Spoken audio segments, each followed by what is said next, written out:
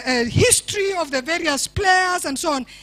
And the queues to go.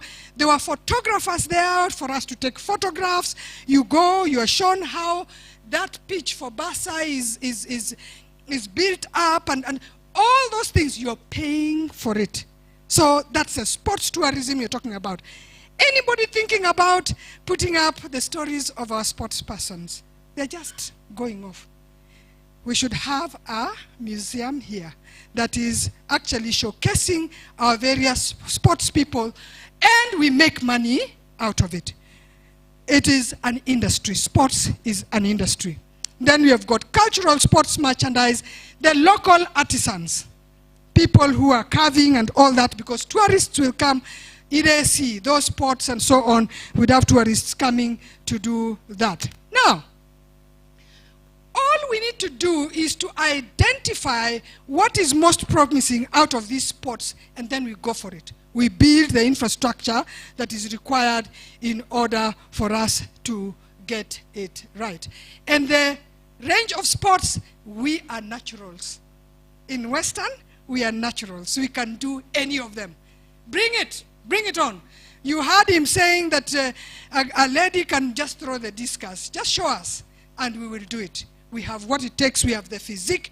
We have, all we need is the technique, and we'll get it happening. So what do we need to do in order to make that happen? What should we do?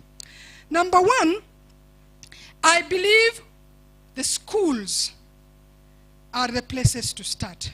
Schools have got fields. If we audit the fields that we have and decide to make centers of excellence, different centers of excellence in the schools, we've got it right. So that one school doesn't have to have everything. We can decide Kakamega High School is going to focus on rugby and football. Musingu is going to focus on hockey and whatever it is. And you build world-class facilities for those schools. Whatever primary school there, we are going to do tennis or whatever it is. So we spread out these facilities and upgrade those local turfs with proper turf.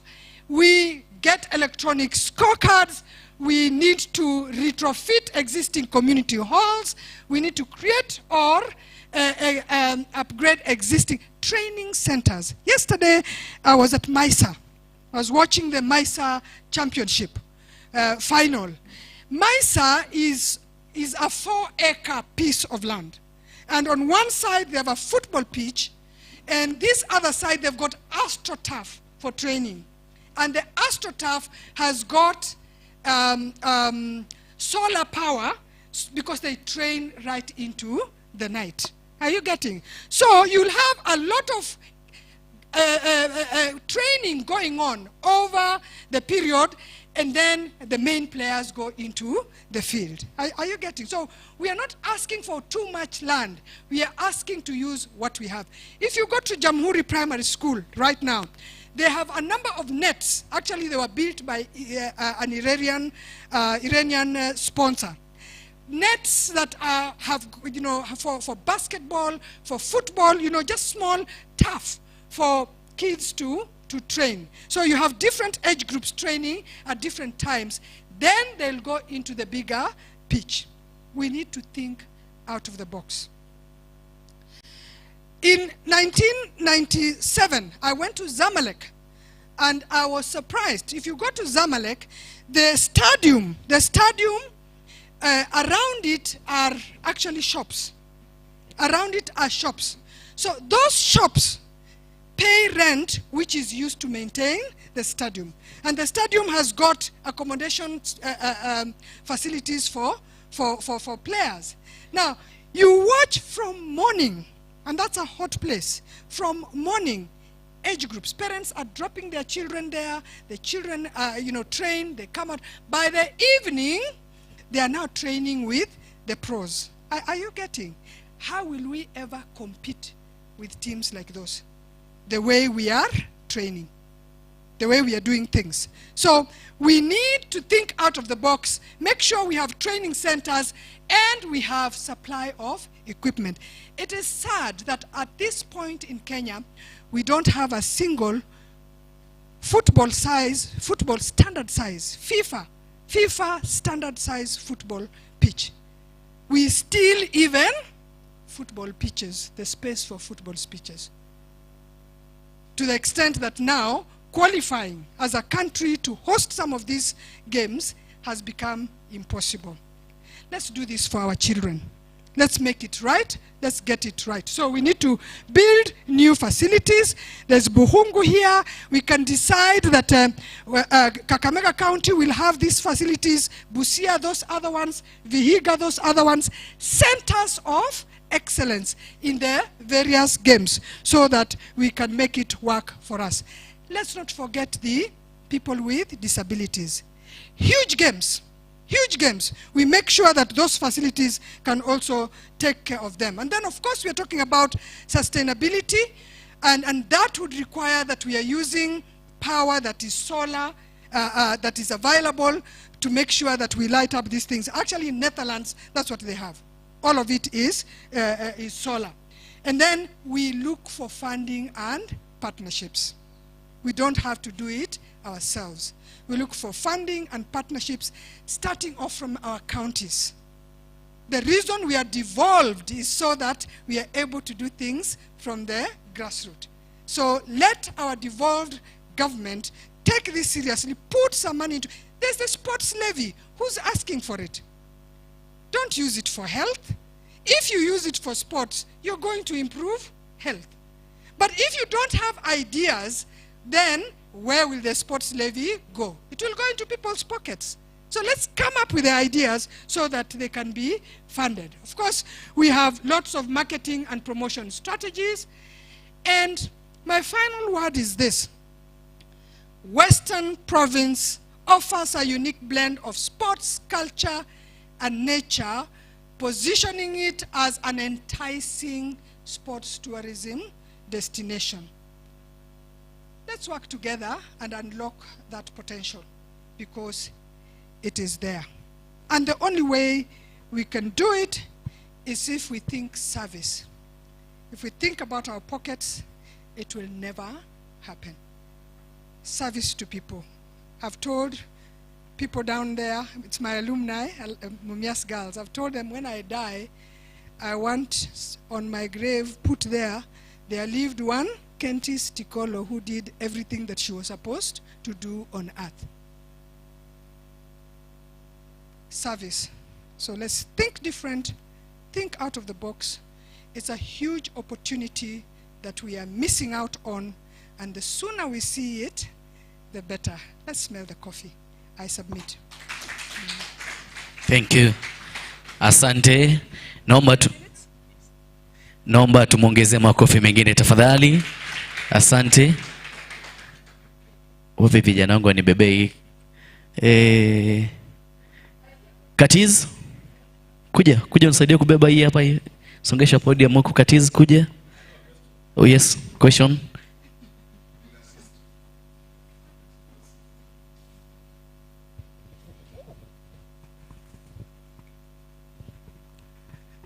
Right.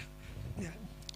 You talked of Kakamega being at the top, yes, because most of the athletes or sportswomen came from here. Even when I was a small boy, I could hear that. Now, we have the likes of homeboys who don't have facilities.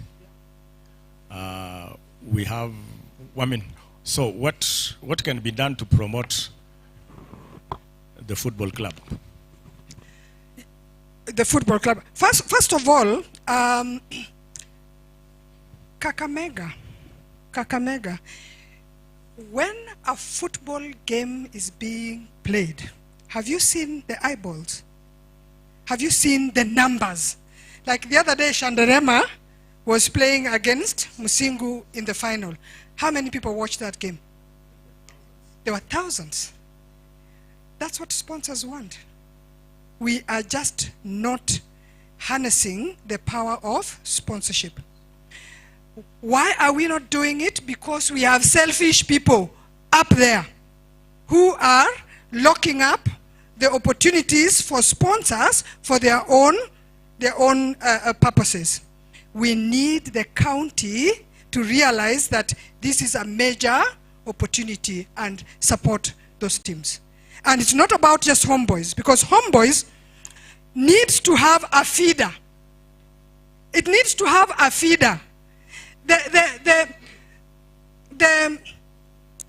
sustainability of a game is not in sticking on seeing Kadenge and Mpira and sticking there. You need to have a deep field. People who are feeding into Kadenges. So you have age groups going right down.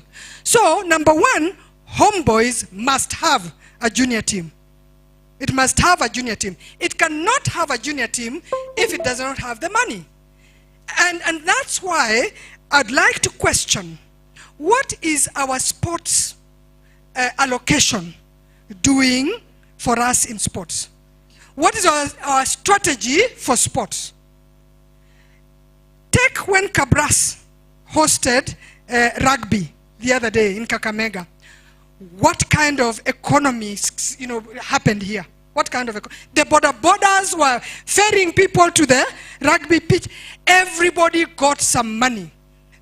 We didn't have enough accommodation, and Kabras won, and then it went down. We have Cleo Malala Cup coming. We have Governor Baraza Cup coming. We have, I saw another one, somebody from Matungu. What is his name? What are we doing?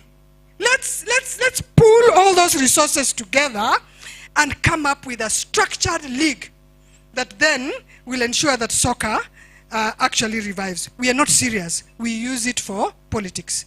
We are not seeing it as a catalyst for the socio-economic transformation of Western. And you join it with Luo Nyanza and Rift Valley, and you have a winner. This region will just be a winner. Can you imagine hosting? You see, we can't because we don't have the fields. We need international standard fields.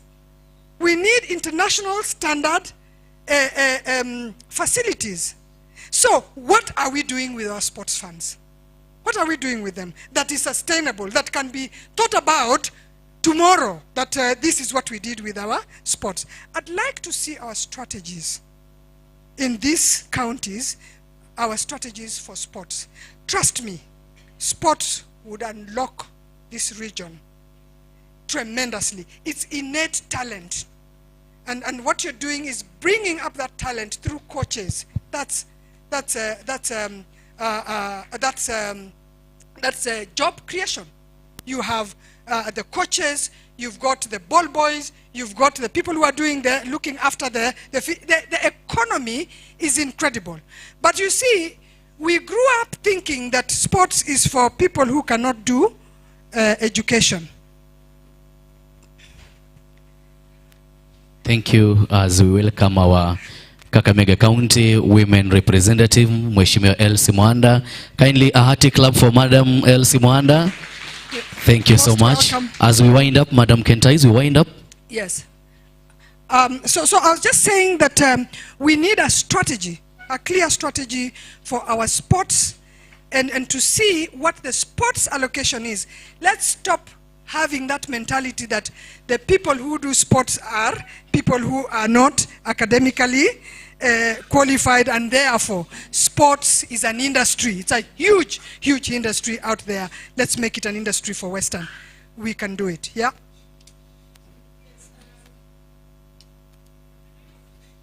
Thank you. Kidogo, microphone, 1 minute. My name is Bridget from KCA University, Kisumu campus. I'm alumni with Elsie. Mama County, thanks for coming. Now, this inaugural Mulembe National Socio-economic Summit, I'm really happy about it. This is my first session to witness, to listen to. And as you're talking, I could see you coming up with partly solutions, partly critiquing. Now, we start off very well with such a venture, but along the way, nothing happens. We tend to forget. So do you have any strategies you have laid down to ensure that we are beginning this? Next, maybe in 2-3 months down the line, this is what we are going to do. And on and on and on, so that we don't start and then it dies a natural death. Starting is very easy, like small businesses. Starting is very easy, but sustaining, how are we going to sustain this thing? My question. Yeah, the reason I accepted to come and make this presentation here was that I believe it's time that we started in Western thinking out of the box and not being the ones who are just thinking about things but bringing them out there. And so I'm looking forward to the resolutions from this summit to see how do we move these ideas forward. And yes, I'm available. I want to let you know that I am a citizen of Kenya. I don't hold any particular post. I'm here to disrupt our thinking. And so I'm praying that some disruption has happened. And like I said, at my level, I brought up Wazito Football Club. We had even started tournaments here. And so that at my level, okay? It's my prayer that this county and this region will see value in sports as an industry. Yeah. Yes. Asante. I think we are rushing out of time. Let me give it to Mr. Kabatesi, just a minute. Thank you very much, Madam Tikolo. Mine is not a question, is in response to the lady in terms of the way forward. We are trying out in terms of sports. We have a program, a project on Maragoli Hills. We have discussed with Athletics Kenya, and they found that this is the only viable low altitude place where marathoners can be trained. Not just in Kenya, but in East Africa. They have come and mapped out the marathon route. Kera has been generous in terms of making that route. The intention is to have the marathon on 8th of June 2024, the inaugural Maragoli Hills Marathon. Mr. Tikolo will tell you that that is not an end in itself. The plan here has an economic basis. Who is going to host those marathoners when they come to train there? Do we bring them to Kakamega, or do they go to Seattle or whatever, in Kisumu, or do we encourage our people to invest in hospitality now, because the marathon is going to be there in June? What can the communities around there and in Western Kenya, now I'm giving you this challenge. There is that project coming. What do you think you can do, or our people can do, for economic benefit on that marathon? This is going to be an international low altitude training center for marathoners in the world. Jameni, isn't that an opportunity? Thank you. And even AFCON 2025, the governor will not bring it here unless we have the facilities. So it's an opportunity for us to start seeing, if we do AFCON, we can do also some tennis, we can also do some cricket, we can also, and I know Must has a whole department of sports. We should be churning out training and make the facilities happen. The thing is, our leaders ought to believe in sports.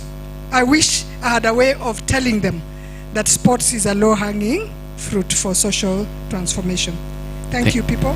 Asante, tumpigie makofi tafadhali. Nashukuru sana Madam Kentais kwa wasilisho nzuri sana, na kwa sababu ameingia mgeni wetu Mheshimiwa Elsie Mwanda, nataka nimlete mnenaji anayekuja ambaye atachukua muda mfupi sana, chini ya dakika 5-10 atakuwa amemaliza, alafu tusonge mbele. Former national team Harambee Stars goalkeeper, AFC Leopards legend Washington Mohanji, ambaye pia ametetea timu ya taifa sana kwa muda mrefu. Tumpigie makofi tafadhali. Karibu sana Mr. Washington kwa wasilisho lako. Asante sana ndugu Sagida. Vile mmesikia, majina zangu ni Washington Mohanji. Kwangu ni Musingu na coach Musingu High School. I am a FIFA instructor. I am so many things. So vile Madam Kentis amesema, most of those things are very, very true. We cannot host AFCON. Madam Kentis, we cannot, kwa sababu hatuna facilities. That is the truth of the matter. What we have is below par. I personally have tried talking to the top brass. Watasikiza kesho, wanaificha chini ya meza. So ni vigumu sana. Vile mmoja amesema hapa kuhusu maneno ya homeboys. I was in Kakamega High School. Hapo ndio nimesomea when Mr. Makoha the late alitoka university. First setting yake ilikuwa ni Kakamega High School. He was my coach. By then nikaanza kuchezea Motcom, and you know Motcom has been the bedrock of football in Kenya here. Na hiyo ndio imekuwa nursery ya timu zote, AFC Leopards, Gor Mahia, national team. Si ni ukweli? Lakini vijana tulipomaliza shule tukatoka kule, hakukuwa na kuendelea. So Motcom ilipokuwa Motcom kabisa, all the facilities in town in Kakamega, all the shops, walikuwa wameambiwa kila mwezi duka yako daktari utakuwa unatoa shilingi 3,000, duka yako utakuwa unatoa shilingi 3,000. And that is the way Motcom used to be sustained. Lakini bila hizo vitu ni vigumu. We must have sports academies for all these things in order for us to continue in Kenya here. Saizi kuna mpira zinaanza hapa kesho kutwa, under 18. Sisi kama wachezaji wa zamani hatujui. We are nowhere. Me, I am a FIFA instructor. Me, I coach all over the world. We are only 2 in Kenya, FIFA goalkeeping instructors. Lakini FKF yetu yenyewe, mali madam amesema, hawatujui. So you can imagine, hata Yesu Kristo kwake kwenyewe hakujulikana, si ndio? He was not regarded, known even in his own home area. And that is the way the FKF is treating us here. Asante sana. Sports evolution in Kenya has always been linked to have radiated from the Luhya community from time immemorial. Sports games like wrestling, hunting, athletics, and even boxing, besides the predominant game of football. Most legendary sportsmen and women in Kenya are from the Luhya community. Just like Madam Tikolo has said, and she has shown us here. Ukiangalia karibu wote tumetoka huku kwetu nyumbani. In football, the greatest names in football since its advent in Kenya and most celebrated stars were and are from this great community. Mpaka sasa, from Western Kenya and Nyanza. Lakini unakuta karibu kila kitu sasa imeanza kupelekwa mpaka wapi? Machakos. Si ni ukweli? Ni juzi tu walisema kuwa sports academy ile inaundwa na FIFA ipelekwe wapi? Machakos. na FKF chairman. Yet here we have natural talent. Hapa kwetu we have natural talent. Today there is no mention of celebrated former sportsmen in Kenya without names from our community. The first ever native national football team coach was Elijah Lidonde. Na sisi wote wale hata watoto wa juzi wale wamezaliwa juzi wanamjua Elijah Lidonde. Na huyo ndio alikuwa the first native coach wa mpira Kenya hii. Lakini mpaka saa hizi mimi nakuambia Elijah Lidonde passed on so many years ago. Hakuna kitu. Nobody knows him. The government doesn't regard him at all. We celebrate him to date, and in his honor and that of other Kenyan legends from this community, we have organized an annual special football event, the Elijah Lidonde Foundation Super Cup Football Tournament, whereby I am the chairman of that foundation, and my patron is seated somewhere around there. The former director of immigration, Mr. Alex Muteshi, which encompasses all the Luhya community clubs in the Kenyan Premier League from Western Kenya. Tumeamua tunaanzia na timu zetu za nyumbani, kwa sababu si ni Mulembe Nation. So we start with our own first. Charity begins at home.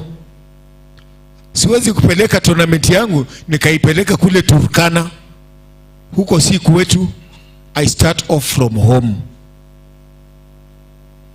Therefore, I take this opportunity to invite all of you in this year's edition that is on 23rd and 24th of December. Siwa wanasema hata nini tendeke kusema Luhya hukalukaingo mushikuku. Sini ukweli? Hata wale wako wapi huwa wanarudi nyumbani wakati wa Christmas.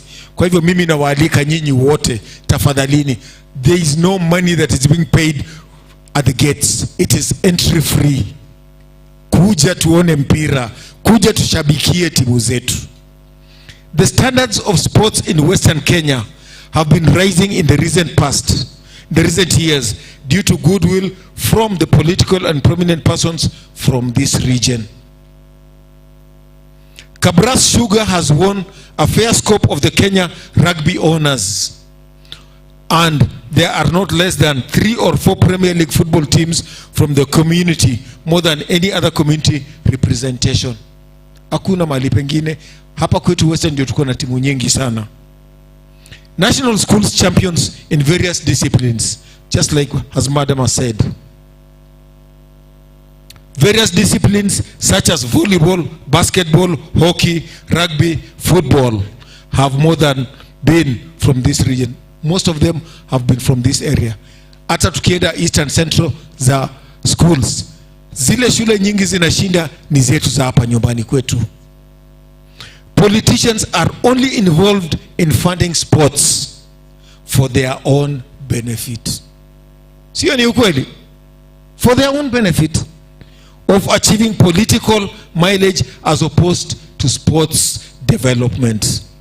I would rather that the millions of shillings used in funding the campaign games be put in infrastructural development such as playgrounds, mini sports complexes, establishment of sports academies, and help in payment of fees for the needy but talented youth.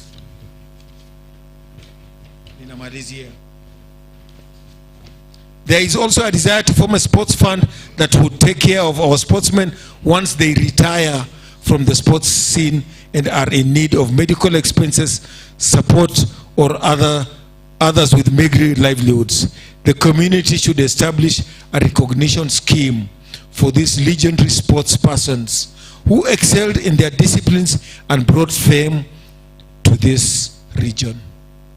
Wengi wamesaudika sana. The region should invest in sports development, just like as Kentis has said, from young ages of the sportsmen and sportswomen, training of coaches to high levels, develop sports facilities to desirable standards, establish sports academies to tap in the rich array of talents within our area. Lobby for sponsorship from corporates, canvass for government, national and county goodwill, and strategize for top representation of the community. Asanteni sana na Mwenyezi Mungu azidi kuwabariki. Thank you very much. Makofi mazuri tafadhali. Asante na shukuru sana. Chantel, come running please.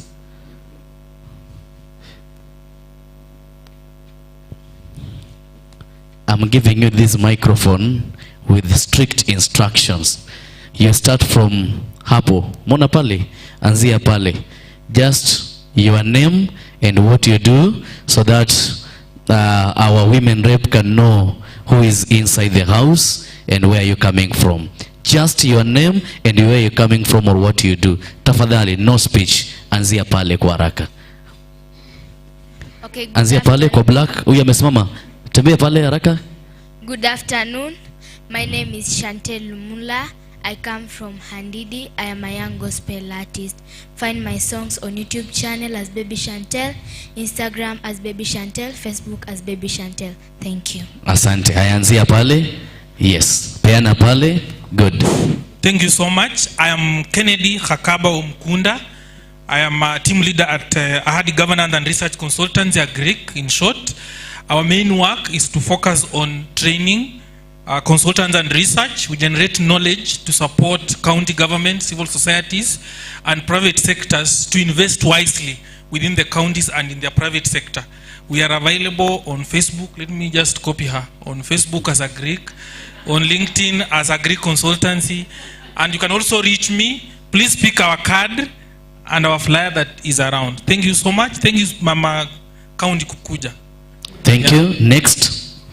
Good afternoon. My name is Baridi Manyasi. Baridi Manyasi is the Director of Monitoring and Evaluation, County Government of Kisumu.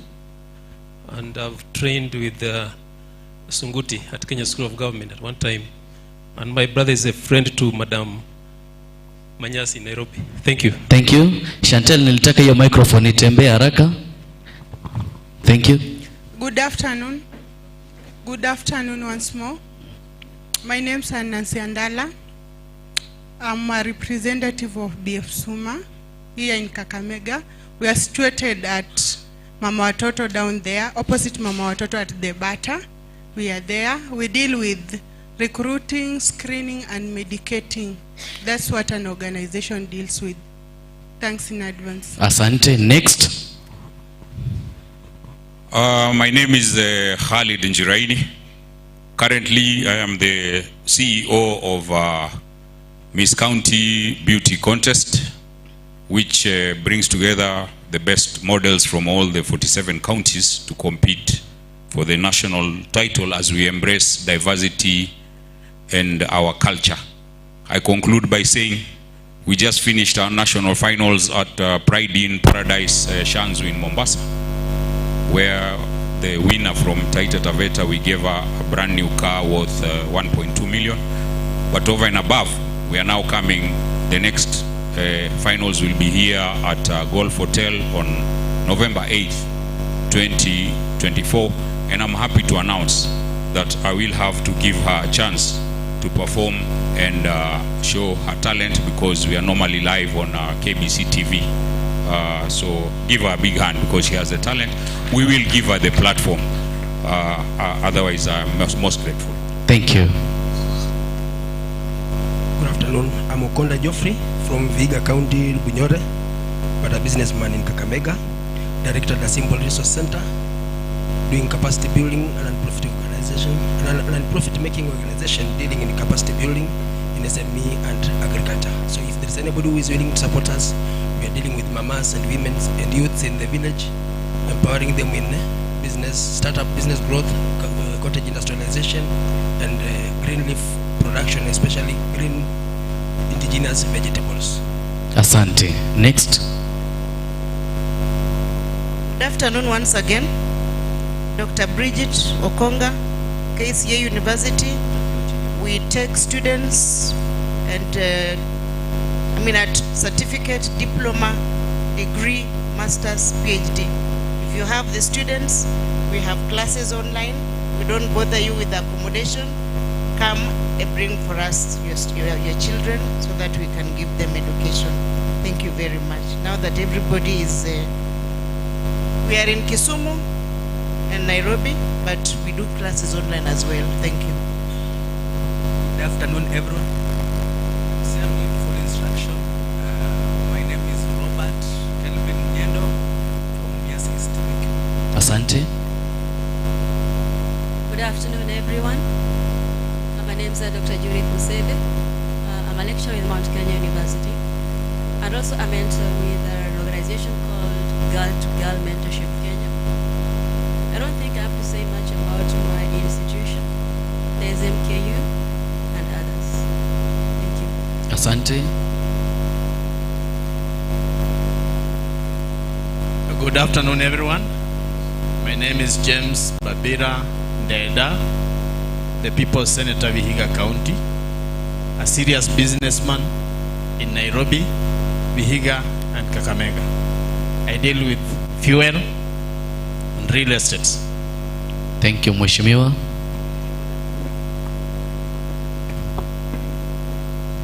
Good afternoon, everyone. I'm Lona Mbai from Study Printers and Stationers. We are stationed here in Kakamega, and today I'm also representing Magharibi Sacco, which is a circle for a local circle for everyone around here and out. You'll find us out there after this meeting and we can engage more. Good afternoon, everybody. My name is Adam Waluse from Kakamega County. I'm a businessman. Good afternoon, everybody. My name's Patrick Simeka.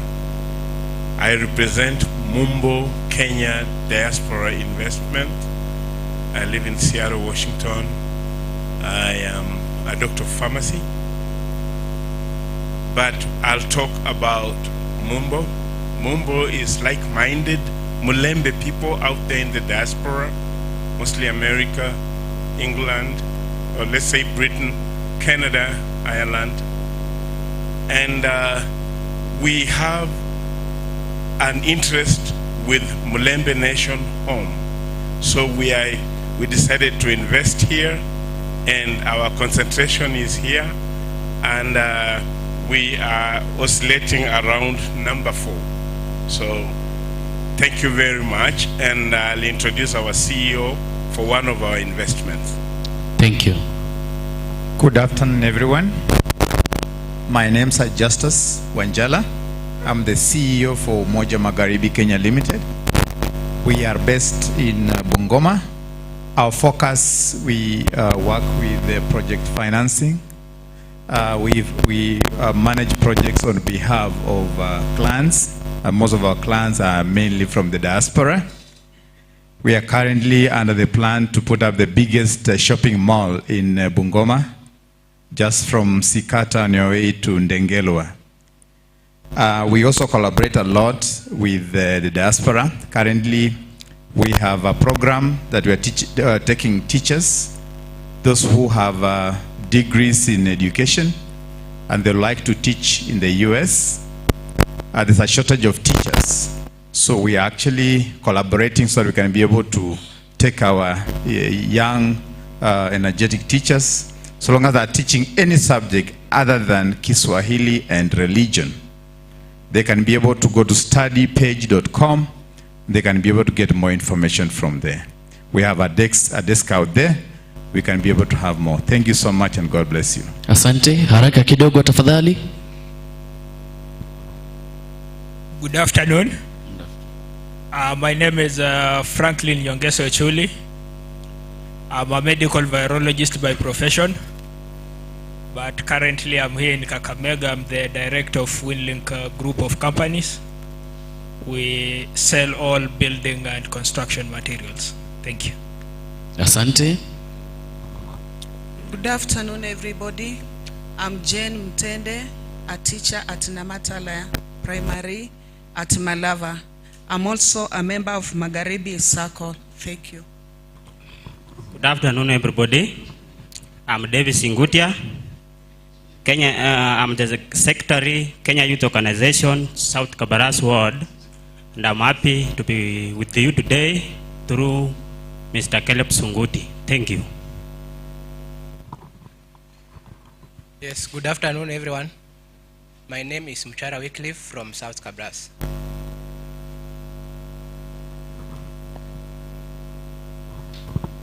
Good afternoon, everyone. I'm Caroline Ashita, an upcoming lawyer. I also have a passion and experience in youth and women empowerment in the areas of entrepreneurship and employability. I'm happy to be here. Thank you.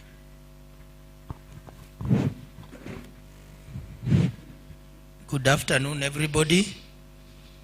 My name is Rulofs Muse Makoha. I'm a Kenyan diplomat in the Republic of South Africa. We manage relations between Kenya and South Africa, like we have negotiated for a free visa regime between Kenya and South Africa. I work for the Ministry of Foreign Affairs. Currently, I'm based in Kenya High Commission in Pretoria. If you require any other links for our Mulembe people in the diaspora in Pretoria, you can get the links through me because we interact with them on a day-to-day basis in our nature of work. So the parent ministry is the Ministry of Foreign and Diaspora Affairs. Thank you. Mulembe boss. Anangabari Peter Mwombe Juma. I'm a businessman in town. I do electrical installation, supply, and service. I'm also have an interest in real estate.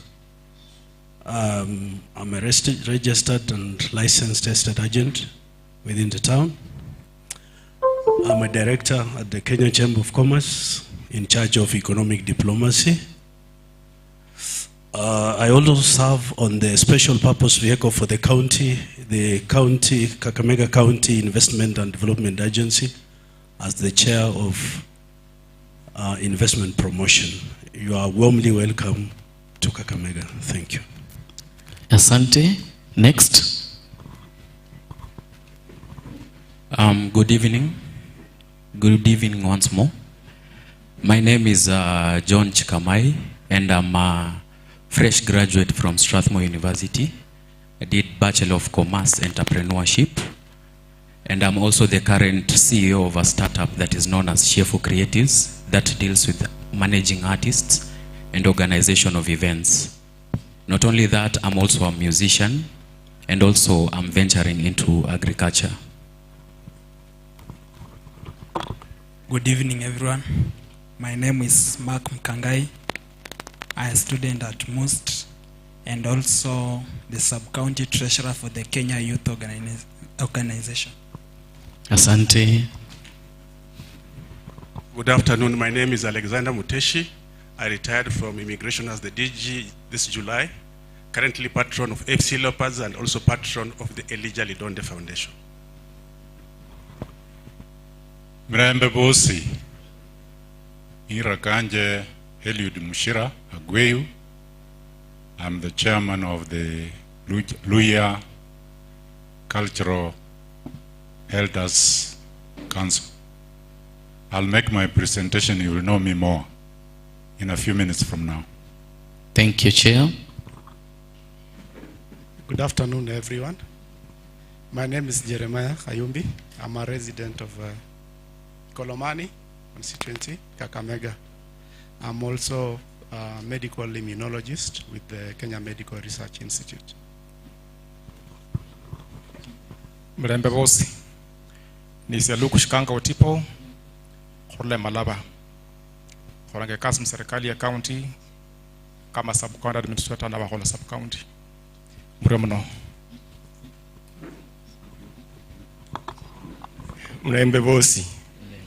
My name is Zabulon Malenge, retired leader of Friends Church in Kenya, and at the same time, I am a professional banker having been with the Standard Bank before I was called to work with the church. And I'm a lead farmer in Inurambi. We deal with the community-driven development groups. So we work with the World Bank program, Kenya Climate Smart Agriculture, and the World Bank has been giving groups grants. Now we have moved higher to circles. So the circles are going to get loans to give to farmers for development in Kakamega County. Thank you. Asante. Bwahira. No. Bonjour. Habari yenu? Vananganga Daktari Leonora Mugala, Zekisanga Catholic University of Eastern Africa. I am a teacher of French. I am an author. Nutiam betapu musuku lutie rutio sitie Kenya. Ulalola betapu vyana handika. Hande mbenzeranga nende Ministry of Education. Hweki sabandu mahoba ka CBC. CBC re vale luya ko. Hunende vali mbani begize luya nuku. That is another opportunity. Hande Manyamba Chair Lady wa Education Commission, Nairobi yearly meeting, Friends Quakers. Asante sana, Nyanzi hoba mno. Wario mno. Habari yenu wote? Nzuri. Naitwa Immaculate Shitakwa, aiwa Katuaneka Fund.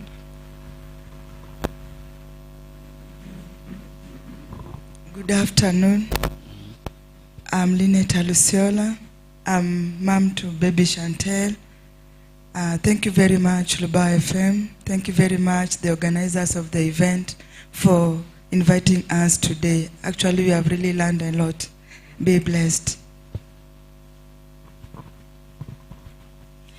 Good afternoon. My name is Margaret Monyonyo, a lecturer, Moi University, education, specifically special needs education. Thank you. Thank you. Our lovely woman rep Elsie Muhanda and the rest. Good afternoon. Good afternoon. My names are Josephine Hawaii from Mahoho, Shabika area, nikiwa village elder huko. Yale ambao nimejifunza hapa hata kwa area yangu nitawafundisha. Nimejifundisha mengi sana. Tena asante sana kwa huyu msichana. Nilisikia akisema anaitwa Shedel Lumula, Shedel. Hiyo jina tena inanipendeza. Thank you very much for what you did. Thanks a lot. May God bless you. Thank you. Bananga Ruben Shanda, Orula Malaba Sub-County, Ekola Kasi, Kenya Forest Research Institute, Forest Products Research Program here in Nairobi, but currently Olanga Research Value Addition to indigenous fruits and allied natural resources like Mukombero. Thank you. Asante. Chantel. Yes, I just said Olanga Value Addition Mukombero, and the Mukombero itself, wine, powder, and the seeds are out there. I will have to taste the wine. And the German is actually my major customer. Right. Good afternoon. I'm Clarice Imali from Viga.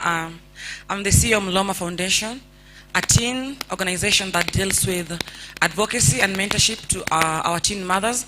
And currently I'm the chair of Under 35 Mulembe Women, a movement that is out to make young Mulembe women to be the voice of the society and push for more opportunities in Western Kenya. Thank you. Mulembe Vosi. Mulembe. Mulembe Handi. My name is Jacqueline Kakai, popularly known as CPA Jackie. I'm an accountant by profession and also a published author. I'm also a youth advocate and the Secretary General Under 35 Mulembe Women Movement. Thank you. Good afternoon. My name is Dennis Ayodi. I'm the director, Splint Ventures Limited. We deal with bulk supply, bulk printing, supply, repair, maintenance of computers and accessories. I'm happy to be here. God bless you. Bwakhera bosi. No. Esi bananga gavre Kennedy Tovoko and Langev Gabras. Betanga General Secretary wa Vashu e Kabras ya Muriomono. Ladies and gentlemen, good afternoon.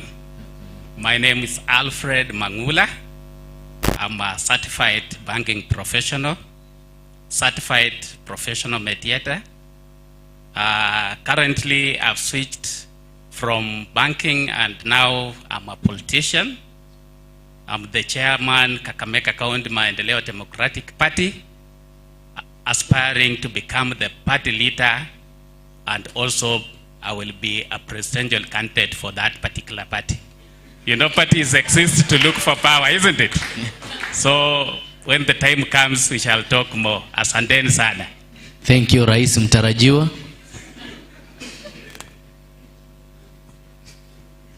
Good afternoon.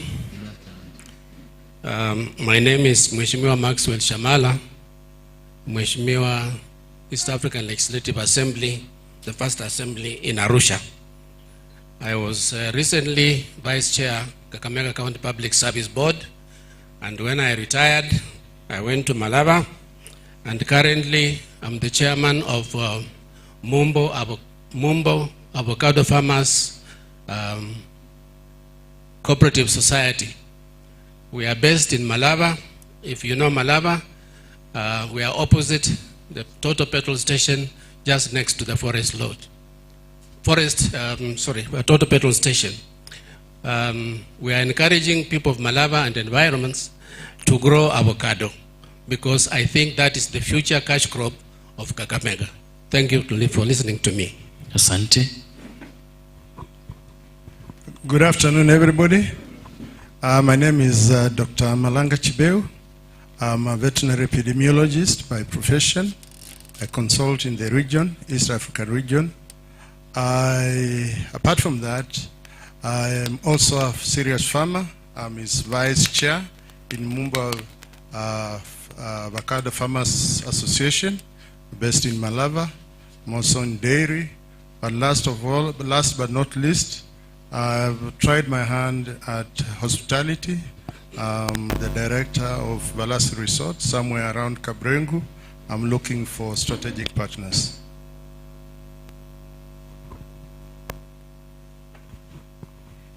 Good afternoon, everyone. I'm Helen Wekesa from Bungoma, born in Kabarasi. I'm a banker by profession.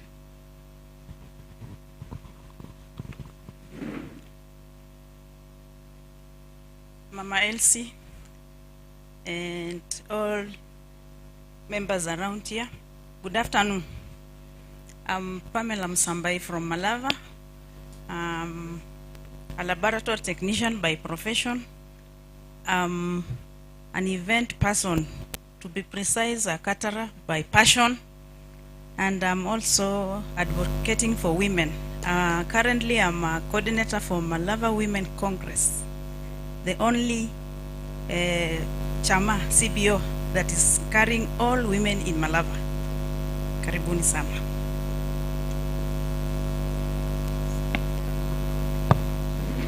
Good afternoon. My name is Naida Nasiche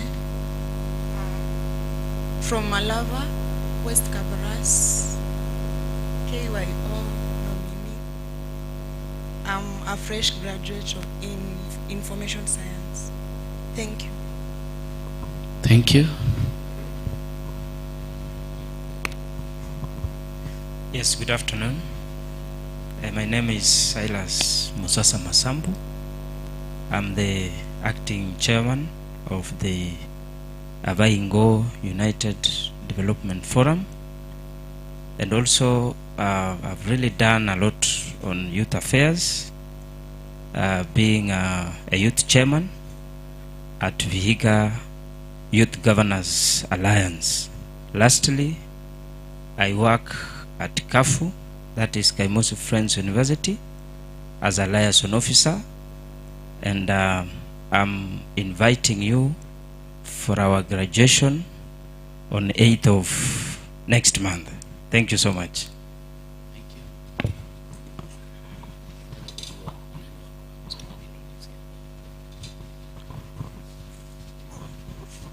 Good afternoon. My name is Frederick Witaba, CEO Lubao FM.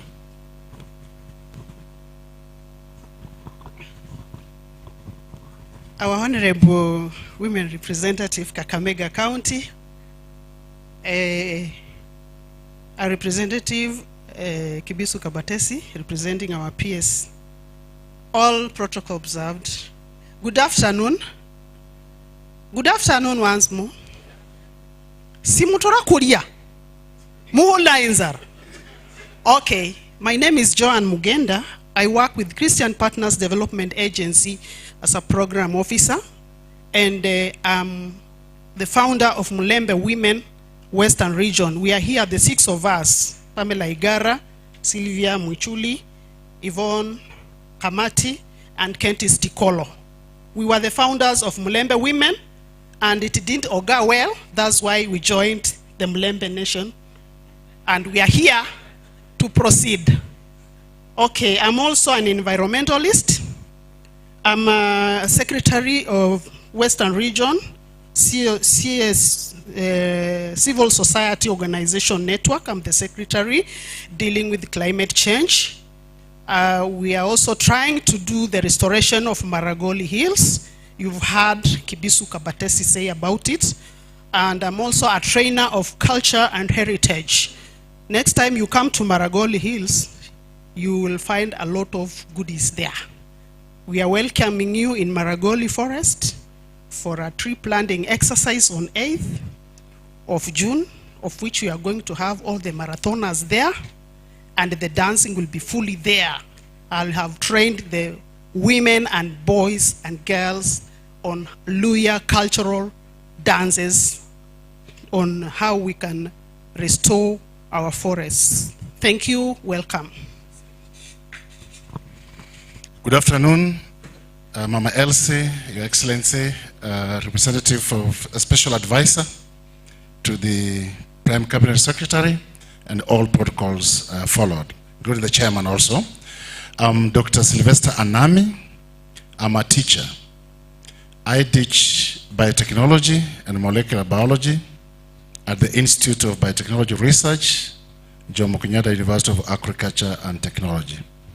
My contribution to the community is that I led the team in coordinating the actualization of the Mulembe Nation agenda idea. Thank you very much.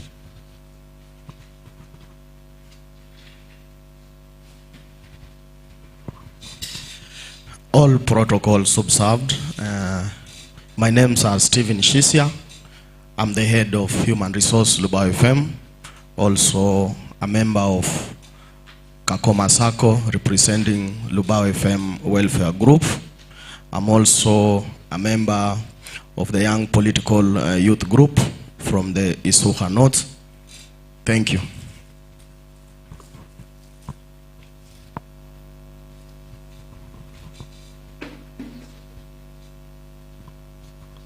Good afternoon. All protocols observed. My name is Njeri Karano. I am here representing Professor Ruth Onyango. I work in her organization, Rural Outreach Africa. I am a researcher, development practitioner, and an advocate for social justice. It's an honor to be here. Good evening. My name is Pam Igara. I have a background in education. Actually, we have an organization where we emphasize on STEM education for girls, the uptake of science, technology, engineering, and mathematics for girls. And we have projects here in Western, in 3 counties here in Western sector.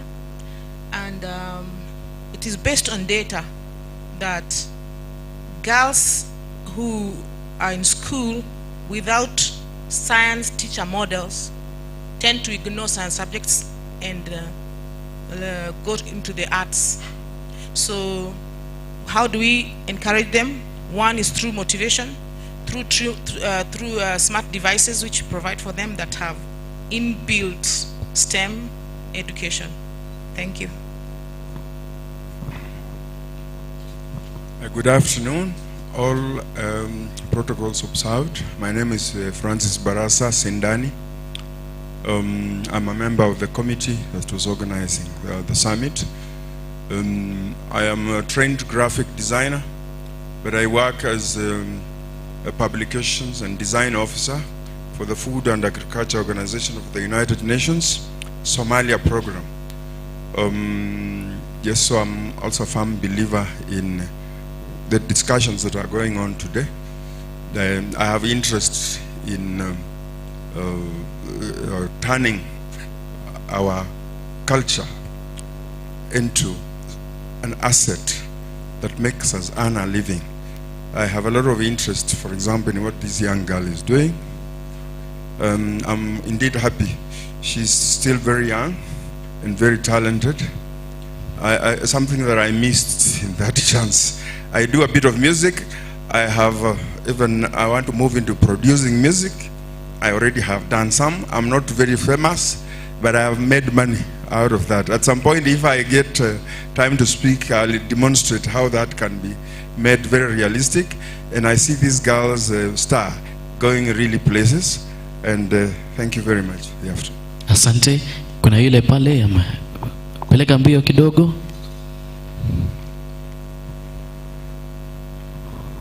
All protocol observed. Good evening. My name is Eunice Kabatesi. Today I've been an exhibitor outside. Mideva Foods is my brand. I am the one who has the natural honey right from the farm to the table. I'm also doing the enriched peanut paste that has a peanut and sim-sim. I also have plain sim-sim, and I have dried African leaf nightshade, that is Lisuza. There is also coated nuts. I've gone packaging and branding, and I think we do it together as Western people, we're gonna succeed. Mainly, I am a farmer based in agribusiness, and I love my career. Thank you. Chair. Thank you, Professor Kabatesi, representative of our Prime Minister, Madam Elsie Muhanda. I'm so happy that you have made it. The committee that did all these arrangements and all the members who have come. Good afternoon. Good afternoon. I'm so happy to have you here. We started this coming together so that we can increase our capacity, so that we can leverage on our comparative advantage as Westerners. And our purpose is to be non-state actors that support government.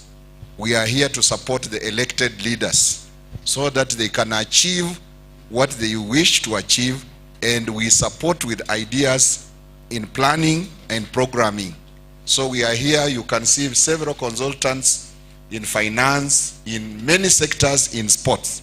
So we are willing to work together in environment, in agriculture, in education, in investments or cooperatives, and making sure that with the time we have our own bank. You can see several initiatives on cooperatives. We have the one for Magharibi from Mombasa, Umoja. Yes, Umoja Magharibi. Then we have Magharibi Premier Sacco. Then we have the one you are running here. Then we have Kakoma, which she was talking about. And we have many others. Why can't we come up with time? We come all together and we form a financial institution. We follow the regulation slowly by slowly. We be like Equity. That's my dream. And somebody told me that even this could be the biggest achievement in my life if we can make sure we get the bank that I'm sure Mheshimiwa Maxwell Shamala, Daktari Malanga, you have been chasing the issue of Mulembe Bank. if we can continue like this, we see the capitalization in every unit and we buy shares using that money. And in the end, we can have the banks. So we are so happy to be with you. We followed the other leaders are in Nairobi. Maybe there are those who have also supported us. We really appreciate as our Mama County. Mugana utugamu sikati. Sikarika hiyo. Mugana watuga musikati yako hapa leo. So nimeshukuru sana, tuko na yeye tu karibu. Nafikiri tutapea useme kitu ndio aongee tu kabisa. Chairman, asante sana. Rafiki yangu wa dhati, Mama County Kakamega. They might be wondering how can you become my rafiki wa dhati, yet we don't share political party. You only inherited when I left, so you're still there. Like I said earlier, we have been introduced as Kibisu Kabatesi. I'm a special advisor to the Prime Cabinet Secretary and Cabinet Secretary for Foreign and Diaspora Affairs. I have been very happy to be here. I was telling the media, Madam County, that we have tried at the top to unite the community. It has not worked. Let's start from here. Then the leaders can join the movement as it goes. Please, I have had very nice introductions at the back there. Diaspora. When we have the cocktail, let's have a conversation. That diaspora I have had there. You know where the diaspora affairs are. Let's have a chat on that one when we have the cocktail. But let's have the chat earlier before we engage too much in the cocktail, because the ideas might disappear. All right. Thank you very much. Thank you. Asante. We'll introduce her shortly kidogo tu. Chantel, microphone. Okay, chukua mic. Okay, I'm standing on behalf of the MC of the day. I'm introduced. He's called Sajida Javan, a Luboya FM presenter, and and I don't know. And also kazi yenye anafanya leo pia. So mkiwa na functions yoyote mnamuita, anakuja na tunatembea wawili, we are like a team, and we want to put more children so that pia wao siku moja wa stand in his shoe. Thank you. Thank you. Asante. Thank you. Asante. Let a mic. Thank you. Hi. Thank you so much, Chantel, for the good work. Mabibi na mabwana, tukiangalia ni saa 9 na dakika 32, 28 kabla ya saa 10. Niliombwa kwamba tuweze kumaliza kabla ya saa 10. Ninaye nafasi ya kipekee wakati huu, niwaombe sote tuweze kusimama ili kwamba DJ utatupatia wimbo mzuri sana tunapojiandaa kumkaribisha mgeni wetu, mwakilishi wa kina mama katika gatuzi la Kakamega, Mheshimiwa Elsie Mohanda. Naomba tusimame tafadhali, wala ambao wameketi tafadhali. Alafu unatingika tu kidogo DJ ukicheza kiwewe tunapokaribisha mama. Yes. Chair, fanya ile kitu. Leta mama chair. Hey.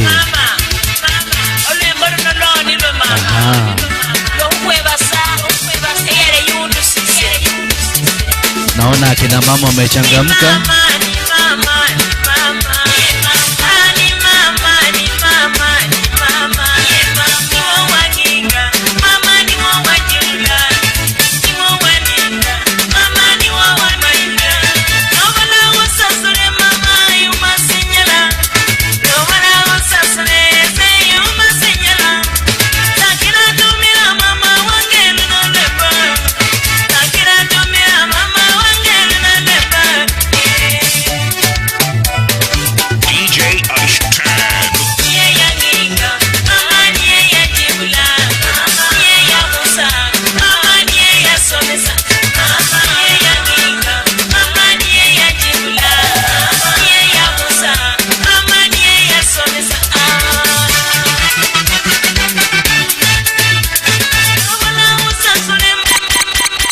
Wow, thank you. Asante.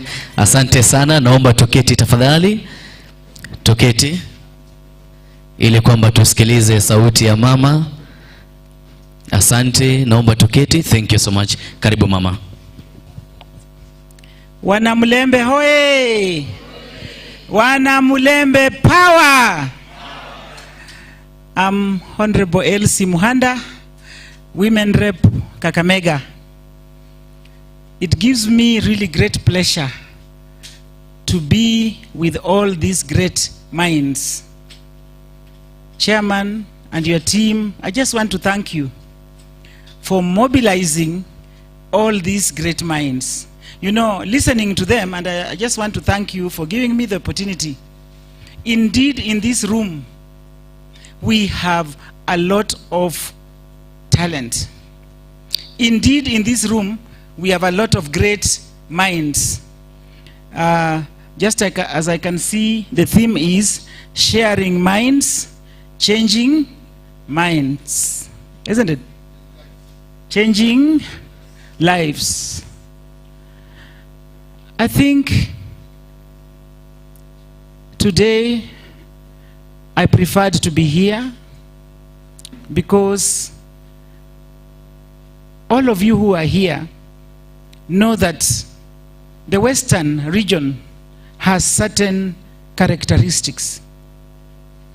Looking at the positives of this region, we have great climate, we have very good rain, we have very good soils, we have great tourism which is untapped. If you look at the Ihonga Murui, and you look at, if you go down to Likuyani, we have Mawetatu. So we have a lot of tourism that can be tapped.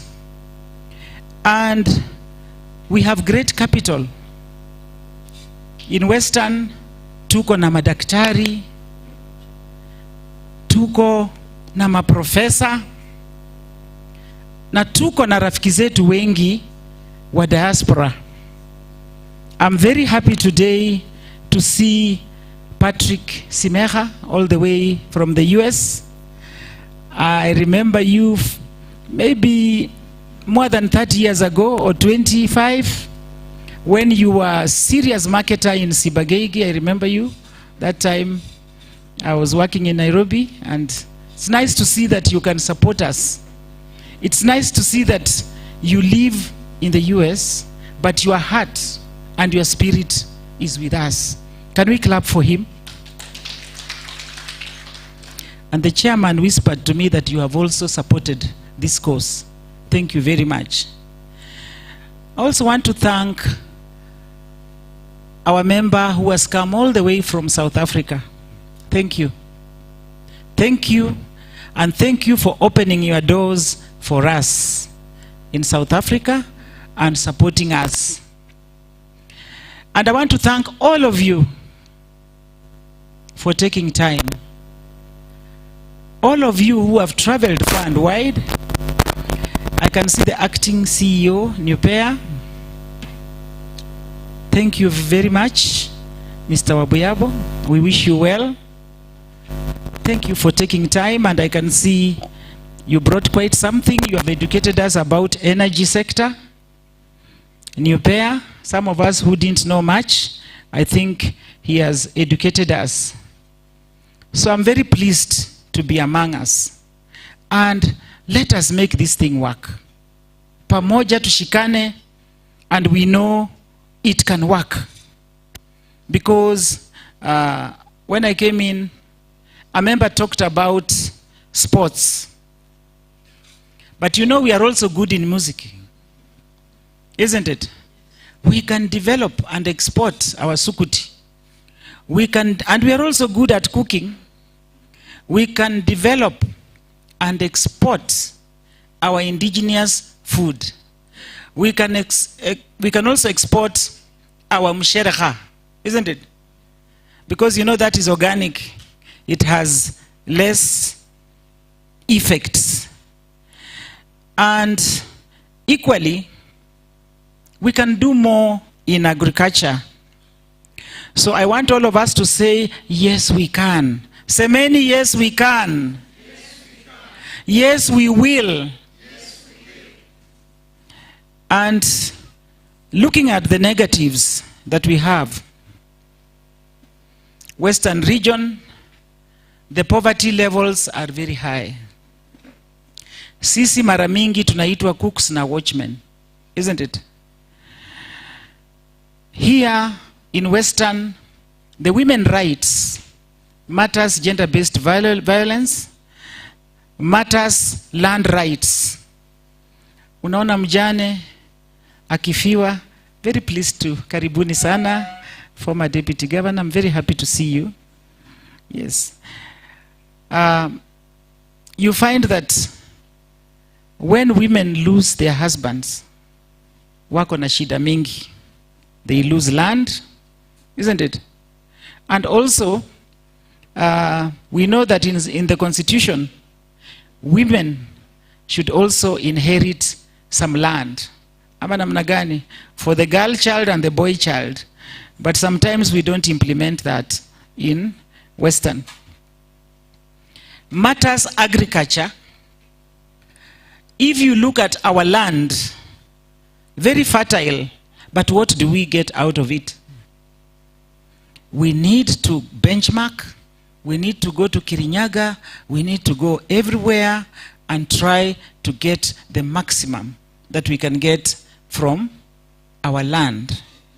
Because we are endowed a lot with good land. Na pia nikiangalia mambo yetu hapa chini, comparing na other areas, we have this culture. You might have 1 acre of land, half of it is the frontage, isn't it?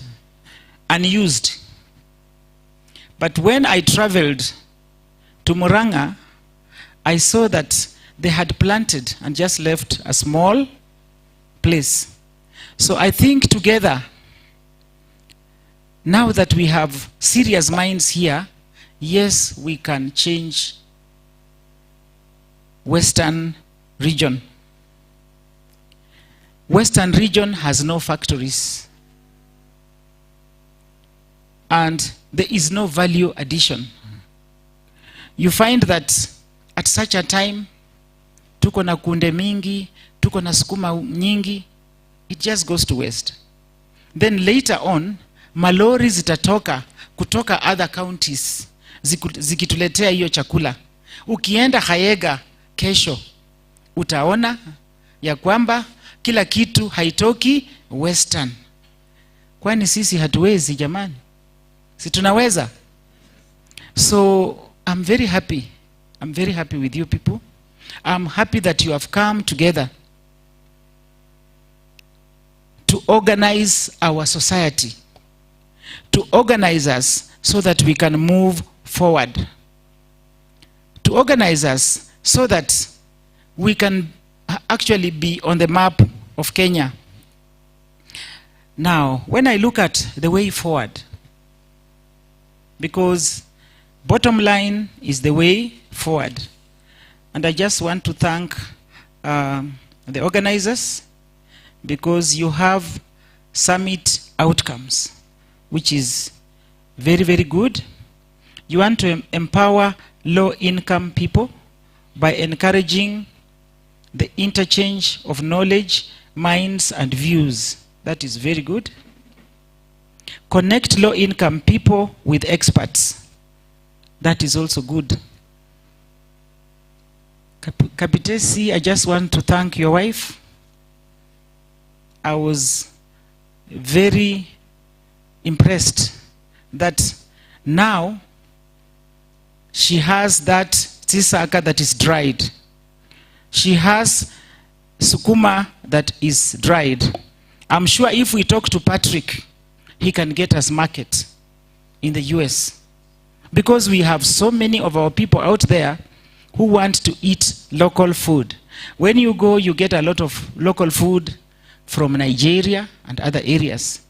But I'm sure your wife can get serious market, and with that, we can get also our women, isn't it, to go ahead. And way forward also, I've seen lawyers here, doctors. Together, the lawyers who are here can offer free service to our mothers to mitigate for them. They have problems, you know, your land has gone, you have no money. Gender-based violence, you find women at home there are subjected to that. You know very well, Western Kenya, the rate is very high. But then, hakuna mtetezi. So you find that eventually, even me as Mama County, I take up such cases, but they get somewhere and they tell you, tumesettle huko nyumbani, wametupatia mbuzi. And you know, all this is because of poverty. You know, because of poverty, you just settle for less than what you deserve. Together, we can also come together and look at our schools. Because most of you, if you go back to your old schools, where you went, where you studied, you will find that quite a number of them have really gone down. We can also look at that line.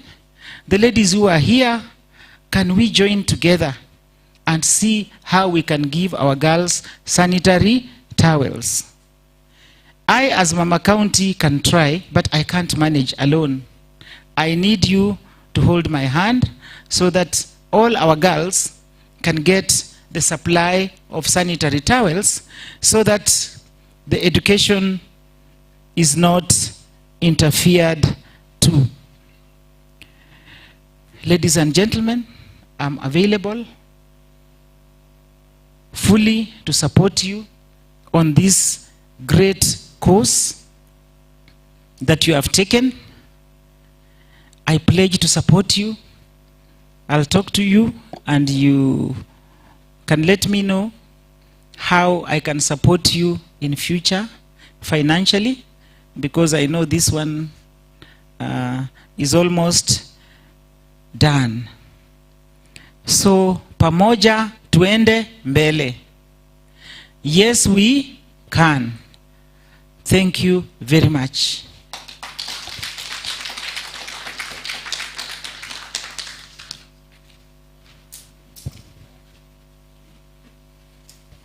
Asante.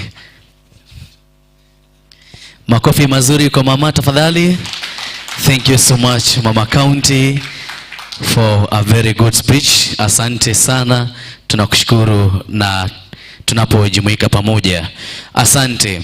Alipokuwa akizungumza nasi mama wetu wa Kakamega, Mheshimiwa Elsie Mohanda, tumefanikiwa pia kuweza kuongeza idadi ya wageni wetu, na nichukue nafasi hii kuweza kutambua viongozi ambao pia wamejiunga nasi.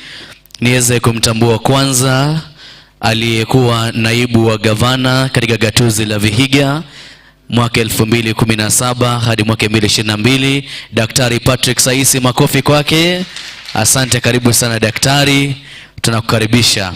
Nichukue nafasi hii pia kuweza kumtambua kiongozi ambaye najua kwamba wengi wanamfahamu sana, wengine wamemsikiza, wengine wamemtazama kwenye TV, wengine kwenye redio.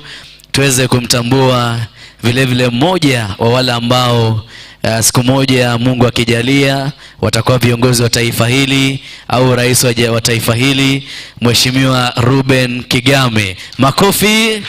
Asante sana kiongozi Ruben Kigame kujiunga nasi, karibu sana. Thank you. Wakati huu naomba kwamba tuende kwa haraka kidogo tafadhali. Nitamkaribisha kwa niaba ya Profesa Ruth Onyango. Tuko naye ambaye ni Rural Outreach Africa. Tuko naye Mrs. Mary Kananu ambaye vile vile ataweza kutueleza kiufupi kulingana na masuala na kilimo. Dakika karibu 5-10 atakuwa amemaliza. Tumkaribishe kwa makofi tafadhali. Karibu sana. Good afternoon, Honorable Elsie, our acting CEO Nupea, Chairman Caleb, Special Advisor to the CS, Kiongozi Ruben Kigame, And Professor, thank you so much. All protocols observed. Thank you to the organizers of the summit and for inviting us. My name is Njeri Karano. I bring greetings from Professor Ruth Onyango. I am a mentee of hers. I work in her organization, and she sends her greetings. Our organization is called Rural Outreach Africa. We are an NGO that has been working in Western Kenya for over 30 years. Professor started the organization. I think most of you know it as Rural Outreach Program, ROP, about almost 40 years ago when she was a professor at JKUAT. It was an action research project. It was called the Mumias Project. And she was looking at the problem of malnutrition in the area of Butere Mumias. It was an area with very high income from sugarcane farming, but malnutrition was very high. So she came up with Rural Outreach Program as an intervention to help address that problem. So Rural Outreach Africa is a grassroots organization. We work in the Western Kenya counties, Kakamega, Vihiga, Bungoma, Busia, Nandi, Siaya, Kisumu. I myself, I am based in Vihiga. Our objective is to build on local strength and mobilize resources to empower rural communities. And our vision is we want to see good health in rural populations. We want to see improved family income, environmental protection, and enhanced literacy levels. So our programs are in smallholder agriculture. We empower farmers and connect them to technologies. Professor, her motivation for starting the organization was to bring research to the people where it is needed, bringing research to where it is needed. So we build capacities of smallholder farmers. Also, we have programs in food security and nutrition. Our flagship project was in indigenous vegetables. So we still promote the production and consumption of indigenous vegetables. And there's a lot of opportunity there. Like Honorable Elsie said, in value addition, they can be dried. We have some cottage industries that are doing that, but it can be done at a much larger scale. We have programs in water, sanitation, and health, women engagement. There was a big program we had on table banking for women to help improve household economics, school-based interventions. Rural outreach program also, advocated for the reintroduction of 4K clubs. And we get a lot of support even from universities. Professor Nami here supports our schools with the technologies from the universities, bringing them to primary schools in our area. And also we do advocacy. Right now we are doing advocacy on the right to food.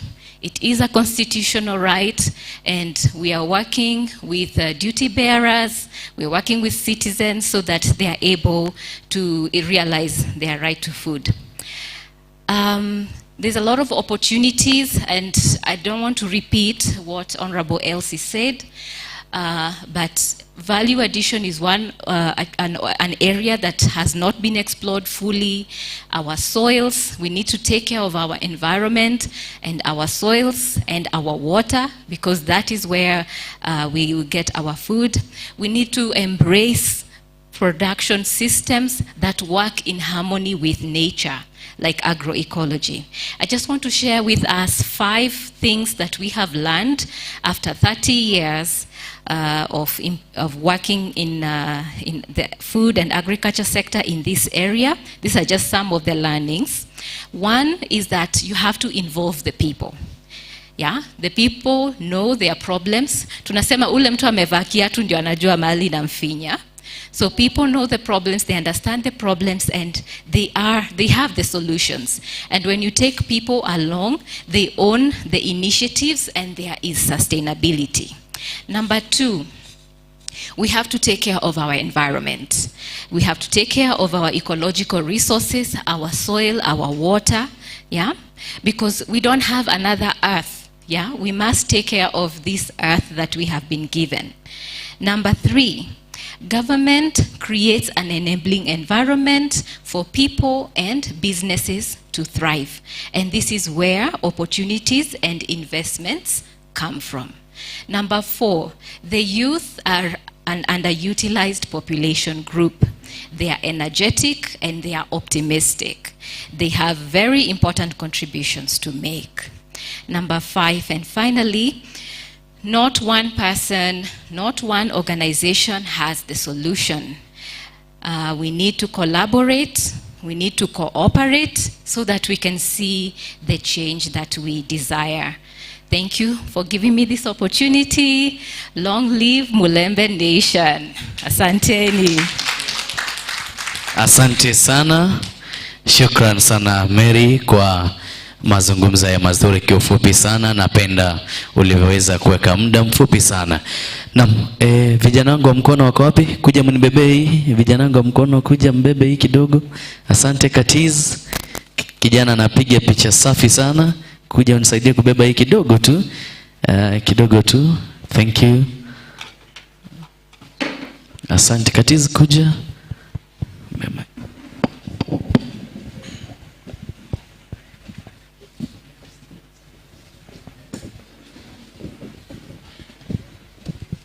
Asante. Kwa sasa nataka tupige picha kidogo na mama kabla mama aweze kutuondokea. Naomba tuweze kupiga picha kidogo tu alafu tusonge mbele. Nitaomba viongozi wote ambao ni waandalizi, kamati ya Mulembe, mtakuja mbele mpige picha na mama county kabla nialike viongozi wengine ili kwamba waje kupiga picha. Tafadhali karibuni sana, chair, organizing secretary na wale wengine wote mmeandaa kikao hiki. Karibuni sana. Asante, mtasonga hivi kidogo because of the banner. Mtasonga kidogo tafadhali. Hapo daktari. Thank you chair. Asante. Chair jaribu kuingia katikati. Yeah, chair anapenda katikati. Yeah. Hapo iko sawa. Iko sawa kabisa. Haya, picha tafadhali. Asante. Face the camera. Smile for the photo. Very good. Thank you. Wamesema logo namna hii. Very good. Thank you. Haya, mama na mama wenzake kwanza. Mama na mama wenzake kwanza. Kila mtu anataka kuwa karibu na mama. Thank you. Haya, logo ya Mulembe. Thank you. Asante sana. Haya, naomba nipate viongozi wengine wote. Former Deputy Governor Mheshimiwa Ruben Kigame, kamati ya Mulembe. Tena turudi hapa chair. Rudi tena for another photo chair. Kuja tena for another photo viongozi. Asante, karibu sana Your Excellency, the former Deputy Governor, Your Excellency Ruben Kigame for a photo session. Asante, nashukuru. Thank you. Asante. Tusimame karibu na rais mtarajiwa. Asante. Our logo tunainua mkono juu kidogo, ngumi ya mkono moja. Very good, thank you. Asante. Asante. The youth in the house, kindly join the photo. The youth in the house, kindly join this photo session. The youth in the house. If you know you are from any youth forum, kuja tafadhali. Kuja tafadhali. Kuja tafadhali. The smallest youth in the house, Chantela Shafika. Asante. The youth in the house. And then the youth, the female youth, mtabaki pale pia. Squeeze kidogo, tu squeeze ile picha tutoshe ndani. Wengine wakuja hapa mbele. Just come in front. Mnaweza squat kama utaweza, kama huwezi simama pale. Nakwambia DG, nakwambia wewe ni mfupi na mtu amesimama mbele yako, lakini sawa tu. Thank you. Alright. Logo namna hii, logo. Oh, Mr. Kabatesi, you missed the photo. Oh. Kuja ujoin the photo, Mr. Kabatesi. Thank you. Karibu sana. Karibu na rais mtarajiwa hapa pia. Mnaweza ongea hiyo kitu. Alafu mkubaliane. Thank you. Aya, tuweke logo tena. Tuweke logo tena. Thank you. Aya, the youth wale wasichana tubaki, wengine tuende tuketi. Nataka wapige na viongozi. Mama Elsie atabaki hapo. The ladies wabaki. Thank you. Chunga waya. Thank you. Aya, face the camera. With the logo, with the logo, with the logo. Tuinue mkono, tuinue mkono. Thank you. Asanteni. Asanteni sana. Thank you for that photo session. Naomba tuchukue sasa nafasi zetu tuketi.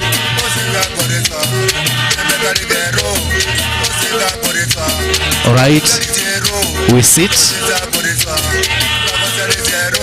DJ punguza kidogo. Asante.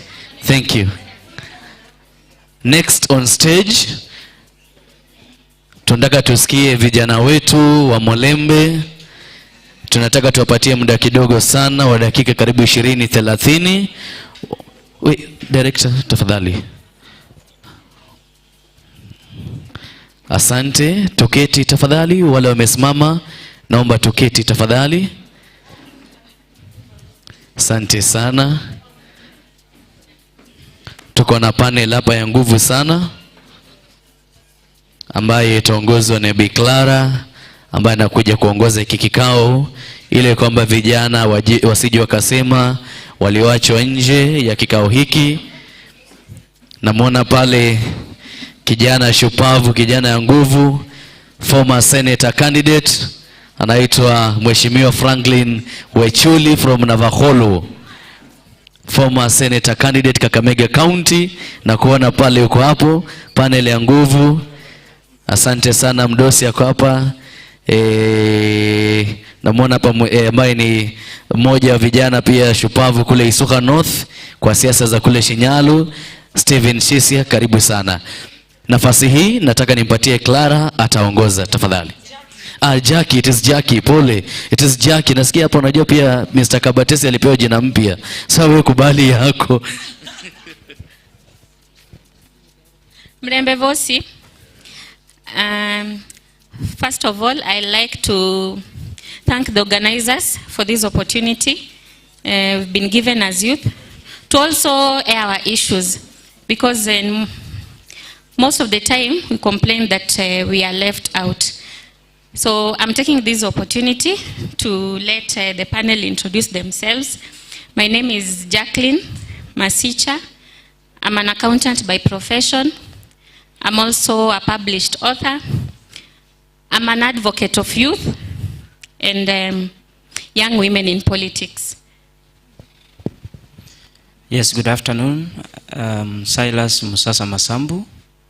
As I'd introduced myself earlier as a youth leader, the Higa Youth Governors Alliance, and the acting chairman of the Avaingo United Development Forum. And I work with Kaimosi Friends University as a liaison officer. Welcome. Good evening once more. As I said earlier, I'm Clarice Mali from Viga, a teen advocacy and the CEO of Muloma Foundation. Thank you. Good evening all. My name is Franklin Nyongeso Echuli.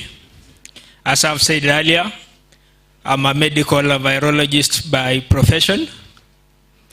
And I'm, during the last general election, I was among the senatorial candidates in Kakamega. Currently, I'm the founder of Winling Group of Companies. Actually, we are into construction and we sell all building and construction materials. We supply all over the country. Thank you.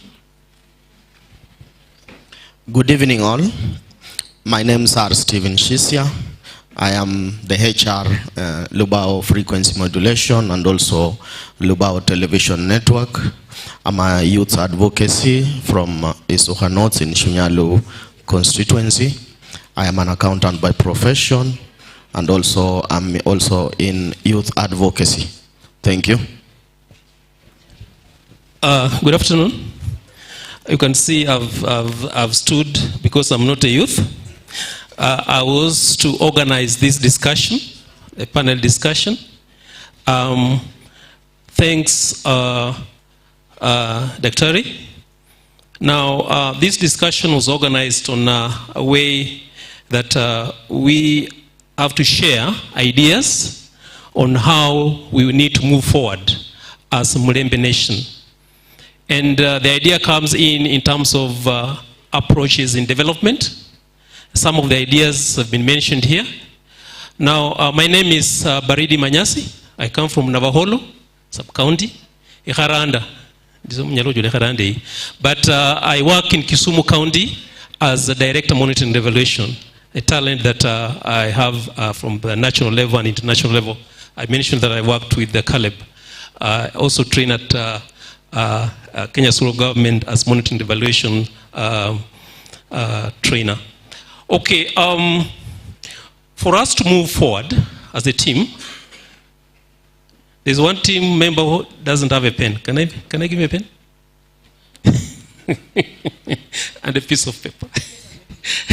You know, we are sharing ideas.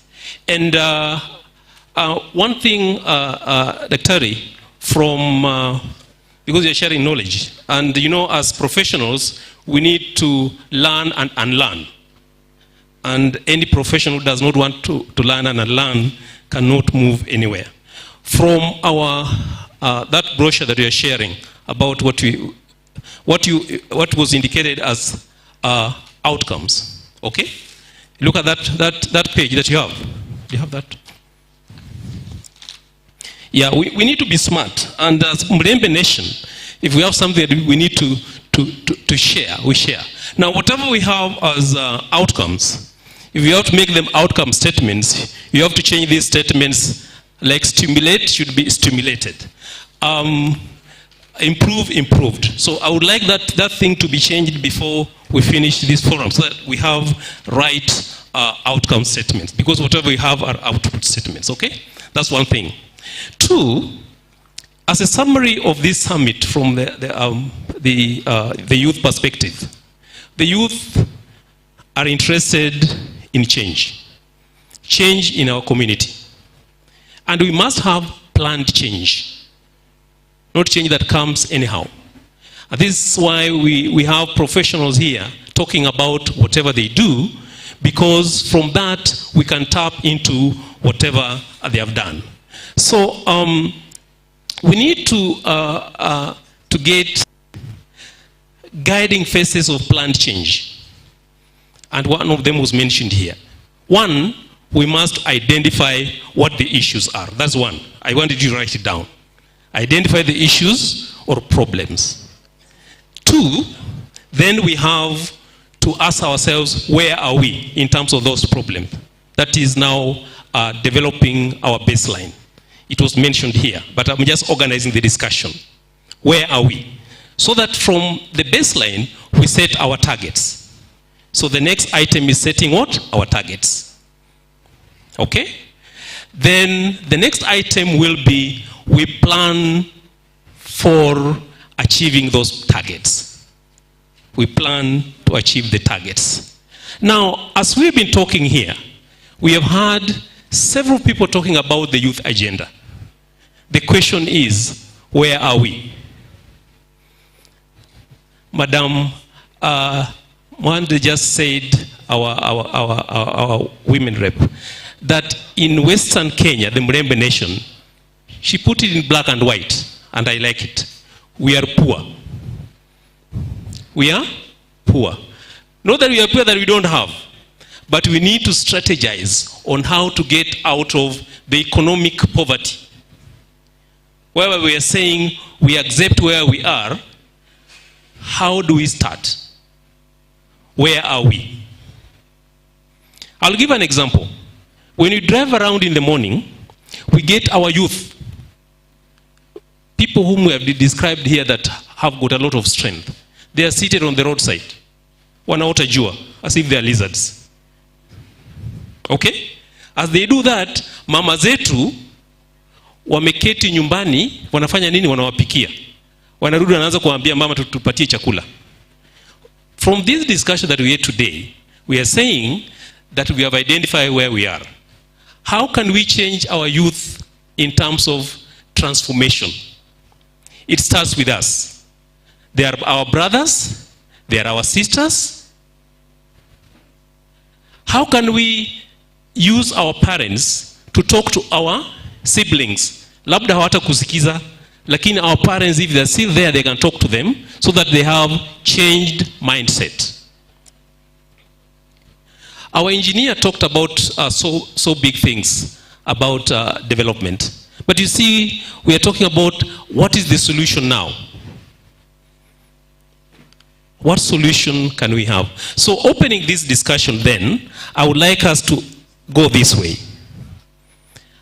What do you suggest that our leadership, the governors, the MCAs can do to help us in this change process? Can we get that? What should our leaders? You see, the Kenya Constitution 2010 is clear. Budgetary allocations have been brought back home. Okay? Now, what are our governments doing with the money that they have to help in transforming our areas? That's a big question that should be discussed. Unfortunately, we don't have our governors from Mulembe Nation here today. Unfortunately, we don't have the MCAs. Why do I talk about MCAs? And I think the scribes should note this. The MCAs are the policy makers. They should make policies that can help us in transformation of our nation. That's Mulembe Nation. So leaving that, then I go to the next level and I say, now, as the youth, what do you think that should be done in terms of all those areas that I've mentioned? So can I start with my immediate brother? Thank you so much. Once again, based on what you are talking about regarding the youths in the society, how to uplift the youth in terms of, let me say, maybe awareness and maybe economically, there are certain aspects that we should be able to identify as leaders. One, you talked about the main issue that we are supposed to address.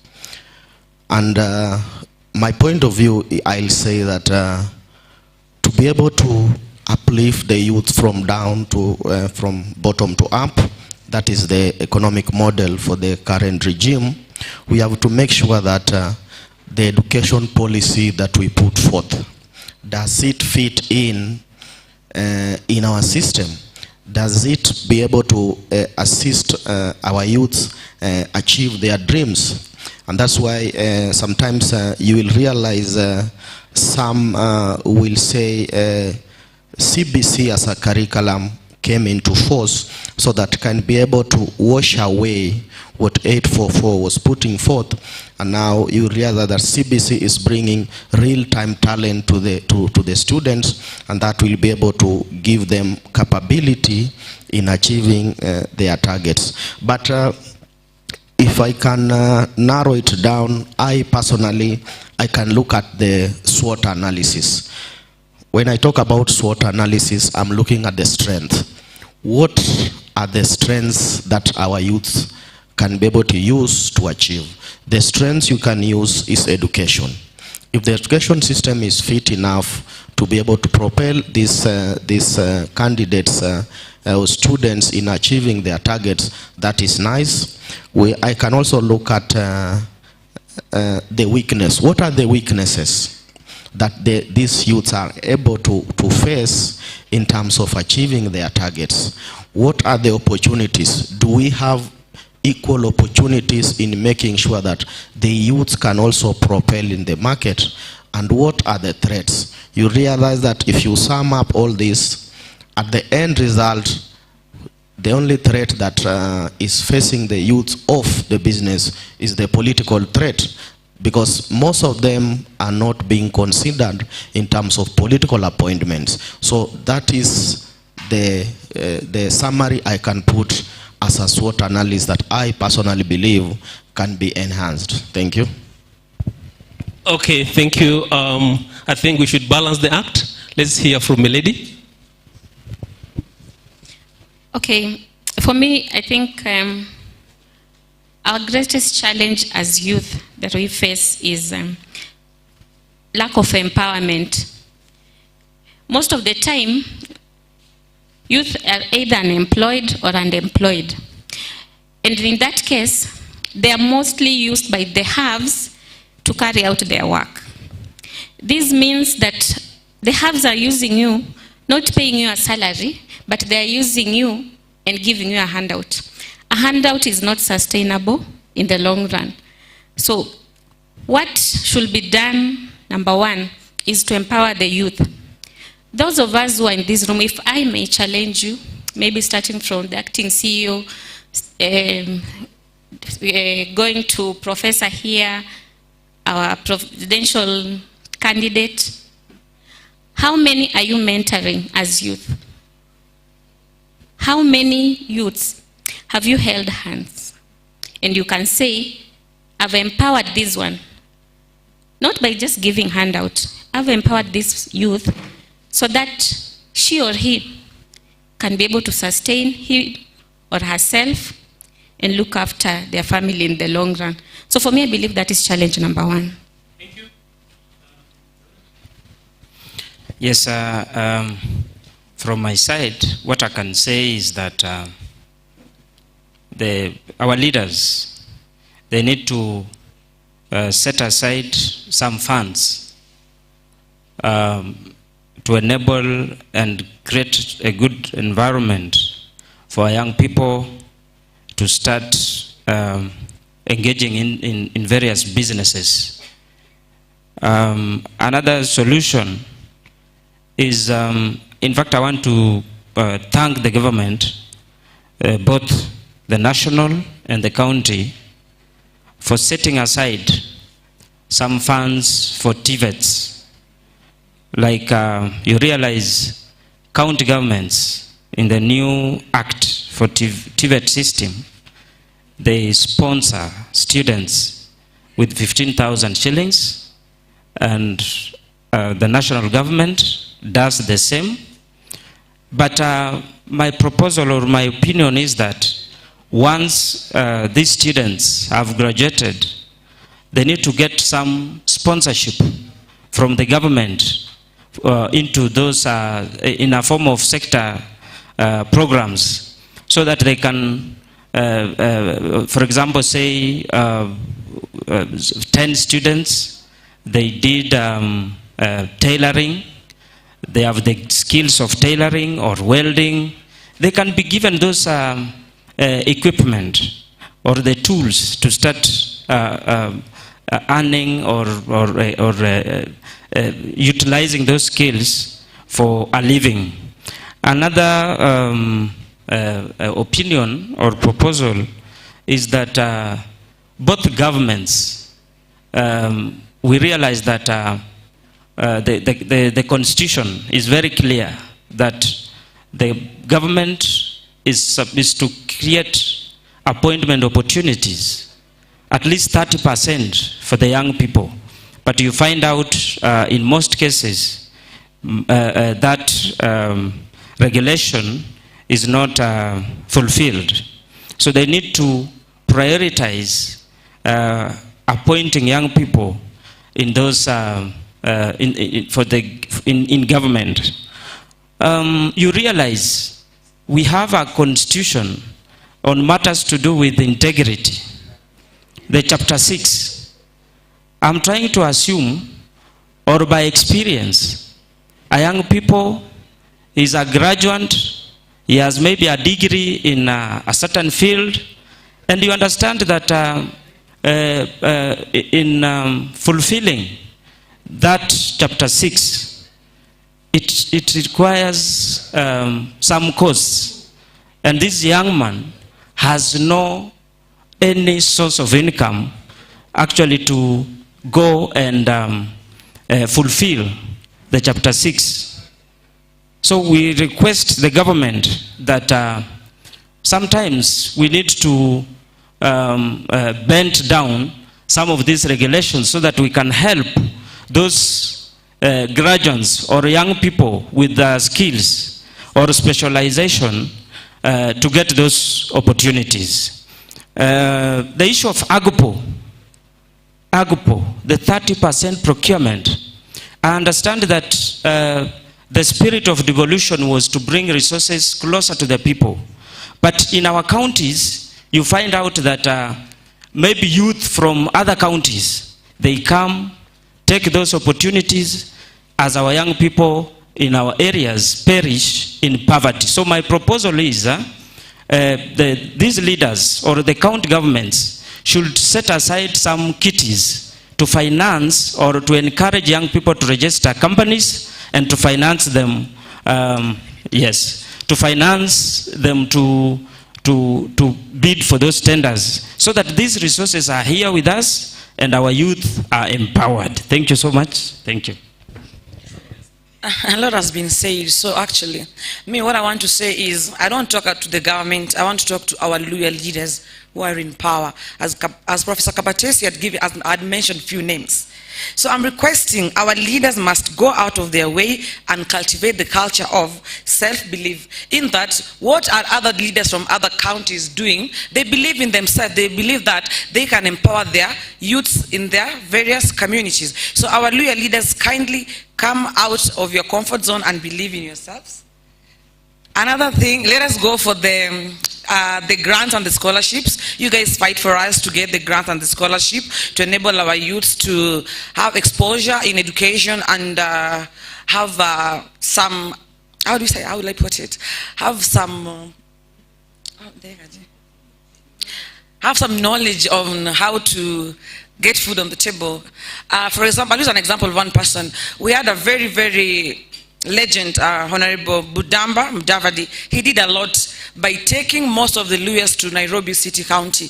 He employed more and more lawyers and even paid for some to go to school. So our lawyer leaders, kindly get out of the comfort zones and listen to this young generation. Thank you. Yes, Chair. I will use the shortest time possible. As a youth, you know, most of my friends are between the age of 25 and 35. And the main challenge we are having is unemployment. Most of these guys have gone to school, but once they leave the school, no jobs at all. And the only way we can create enough employment opportunities as a nation, for in today here we are at Mulembe Nation. Mulembe counties have got a population of 8 million people. So for us to make sure our people live a good life, you know, poverty has got no dignity. So the only way we can improve on our lives is to ensure industrialization. And what are some of the industries we need to set up for our people? Like here today, everybody is putting on a cloth.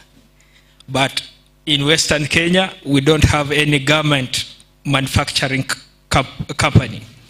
As we go back home, at least everybody got maybe a mattress. At least we all lie on mattresses. So we need companies that manufacture mattresses back here in Western Kenya. Because we got the raw materials. Most of the main raw materials that is used to manufacture mattresses is bagasse, that the remains from sugarcane, right? So, but most of these industries are located in Nakuru. So the raw materials are transported from here in Western and then taken to Nakuru. So the people getting the jobs are from Nakuru, will not be the Kakamega people. So as we move forward, The only thing we want in Western Kenya is industrialization. Last time when I was with the president, he was telling me that he wants to subsidize fertilizer. But I told him, now what is the raw material of making the fertilizer? I told him it is human waste. So there's no need to import human waste from India, yet it's free, available in Kenya. So let's just set up the plant and manufacture our own fertilizers. I believe we shall share a lot. Thank you. Thank you very much. I think I can open it into the floor. Is there any question that you would like to ask our youth in terms of what they have put forth? Anybody who would like to comment? Yes?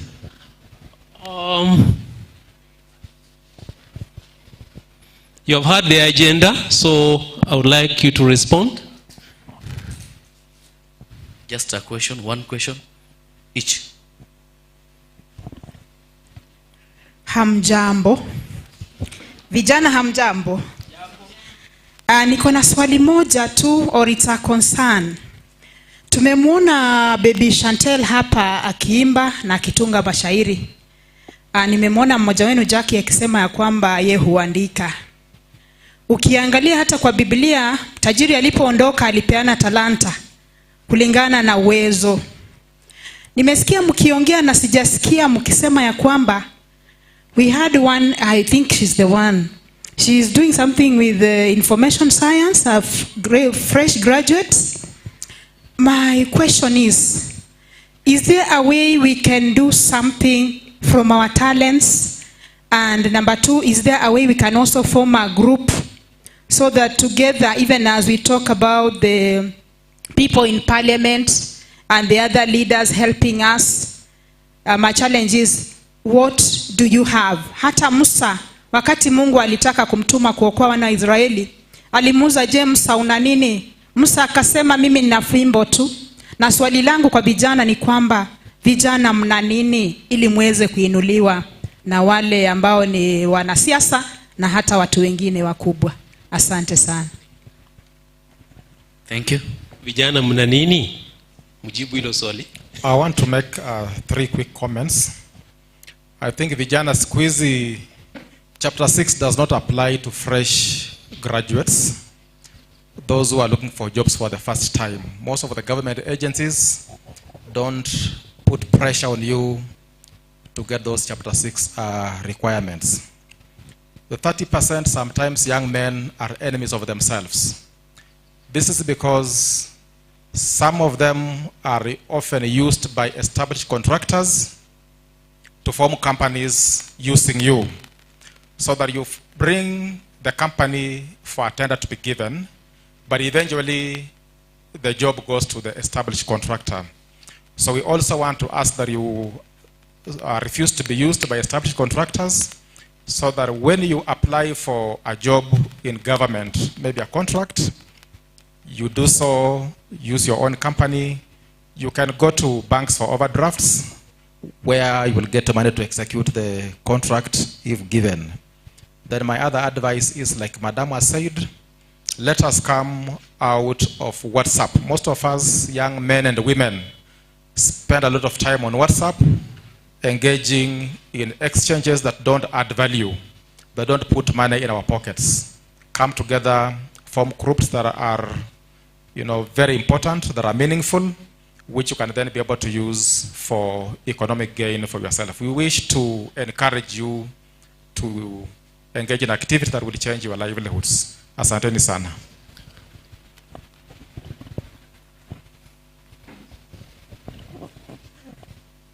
Good afternoon, youths. Wengine wamejibu na si youths. Anyway. My point is, youth, tell your colleagues to avoid to be choosy. Tell your colleagues to avoid to be choosy. Tell your colleagues to avoid to take shortcuts. A friend of mine has just been whispering me here, and she reminded me, Uko campus, they want to pay you small money for you to give them marks. And when they get out there, what do? They also want to bribe to get what they are supposed to get. I mean, what they need to get. So if you cannot work to be smart, then chances would go to those who are smart. So avoid shortcuts and don't be choosy. When you have a D or an E in your exams and you want to go for a white collar job, it's also almost impossible. Almost. I'm not saying it's impossible, but almost. So when you are choosy, when you want to take shortcuts, it may not work very well for you. So encourage them and enlighten them what works and what may not work. Thank you. Okonda Geoffrey, maybe just weighing in on two aspects. One, to the youth, and two, to the leaders. Our community is poor, but we have a lot of natural resources available. Kindly, as leaders are ready. I know we have resources in the county government and national government to support our community initiatives. But what we need, especially in Western, is capacity building. These youths, we cannot all get employment, but we have things that we can do that can support the community. Can we get experts from the county and the organizations to capacity build our youths and women and empower them? Then after empowerment, we can now talk about finance, because you cannot have money when you don't know what you're going to do with that money. Then after they start the projects, at least work in groups as youths, so that there is easy monitoring and evaluation of what you are doing. That way we'll create opportunities. Then from there, as leaders, when these youths and women are struggling to do all this, we also need our leaders to help us create job market opportunities for whatever we'll be able to produce as a motivating factor for people to produce. Can we get a response from any youth from that side? Because I'm seeing us, Najib. There's a youth. Okay, good afternoon. Good afternoon. My name is Nancy Andala, as I said earlier, and I'm also the chairperson Procurement Association at Masinde Muliro University of Science and Technology. Actually, leaders, the club didn't exist before, but I came out with an idea with professional bodies and other organizations, their support, and now I have a club as a procurement student association. Now I'm the chairperson. I have eligible students and many others outside there who are ready to join, who are ready to work, and who are ready to open up in various areas. The only challenge that I have is that I don't have the funds, I don't have any support.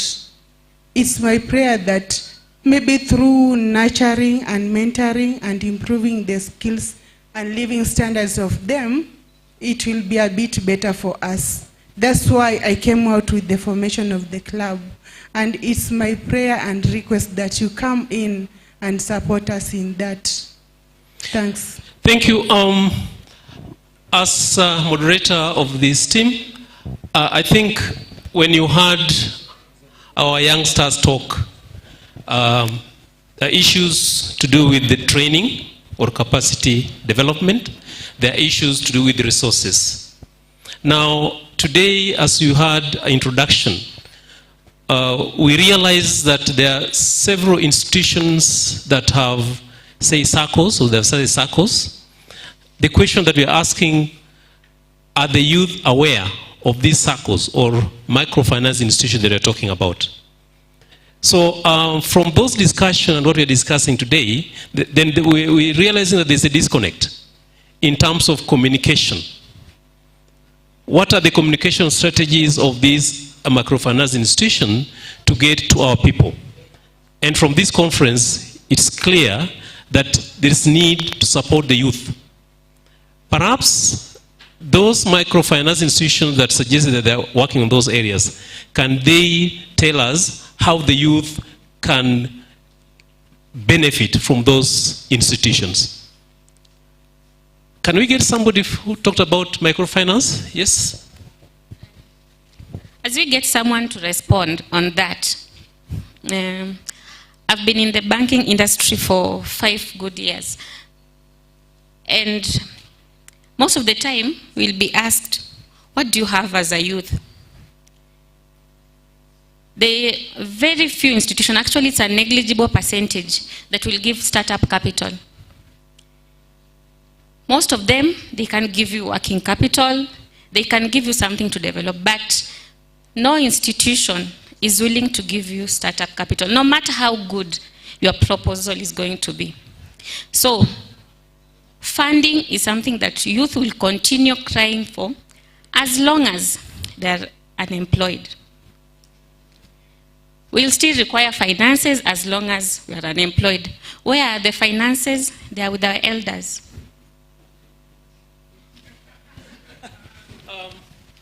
Okay, I'm reminded by the organizers that we don't have time on our side, but there are takeaway points that you should note. I think one is that the youth should leave their comfort zones and be go-getters. The youth should form groups so that you can,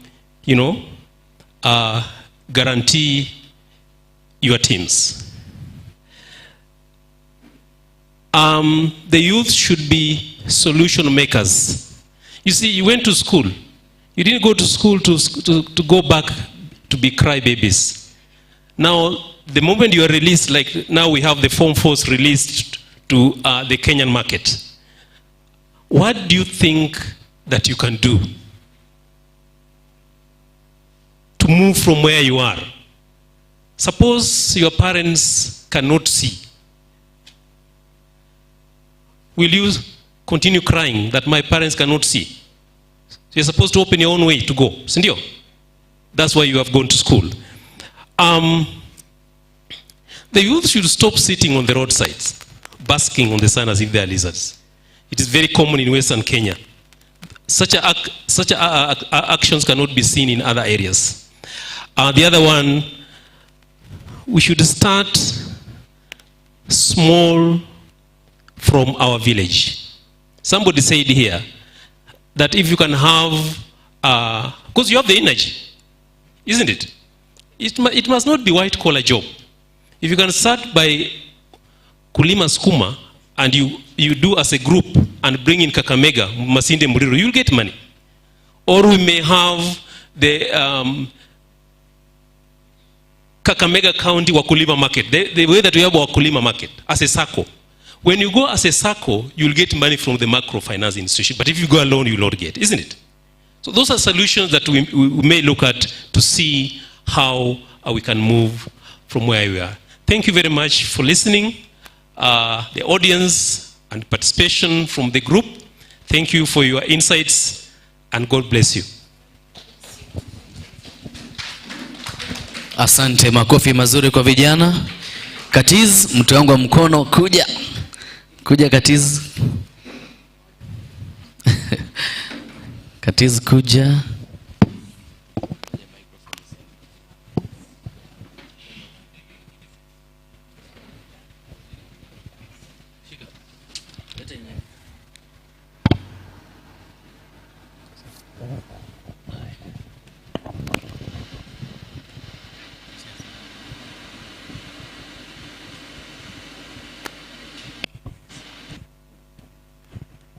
Asante, tuwapigie vijana makofi mengine tafadhali. Thank you so much. On stage, we are out of time. We were to finish by 4 p.m. I take this opportunity to invite Honorable Ndeda from Vihiga County, 5 minutes, and then we'll invite also the Chair, Luya Council of Elders, Kakamega County, Mr. Eliud Mushila, for another 5 minutes, and then we come to our guests who joined us a few minutes ago. Karibu sana. Wanasema kupigia kawimbo. DJ, pigia Ndeda kawimbo, Senator mzima bwana. Yes, senator bwana, hizi kuja tu. Anaweza shtukania ametoboka. Anaweza toboka, mimi namjua. Hey. Organizing secretary, fanya ile kitu. Very good.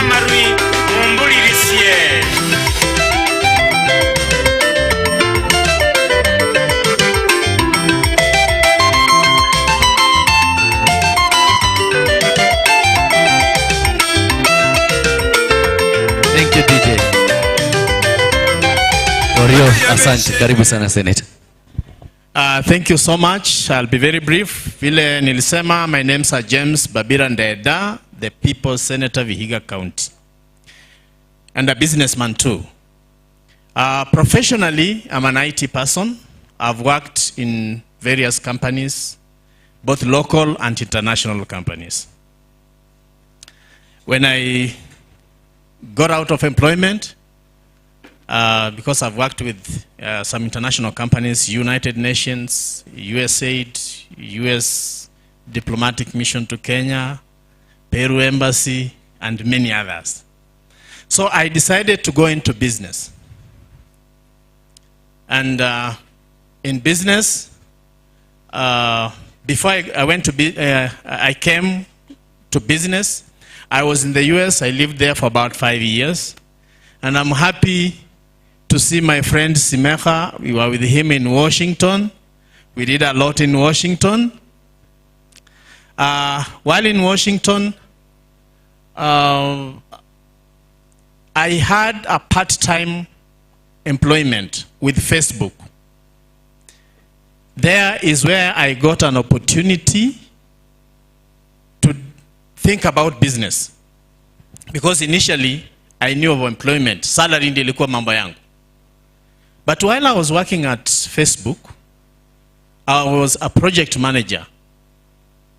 And this project was to lay cables. You know, they were building a new house. And in that house, it was supposed to house more than 1,000 servers. So I was the project manager to implement the laying of cables, structured cables for the networks into those servers. More than 3,000 cables. So while I was working there, I met engineers, I met contractors, you know, who are working on that building. So I was like, okay, I'm an IT guy. These guys are doing construction. I'm not an engineer like them. But we worked together.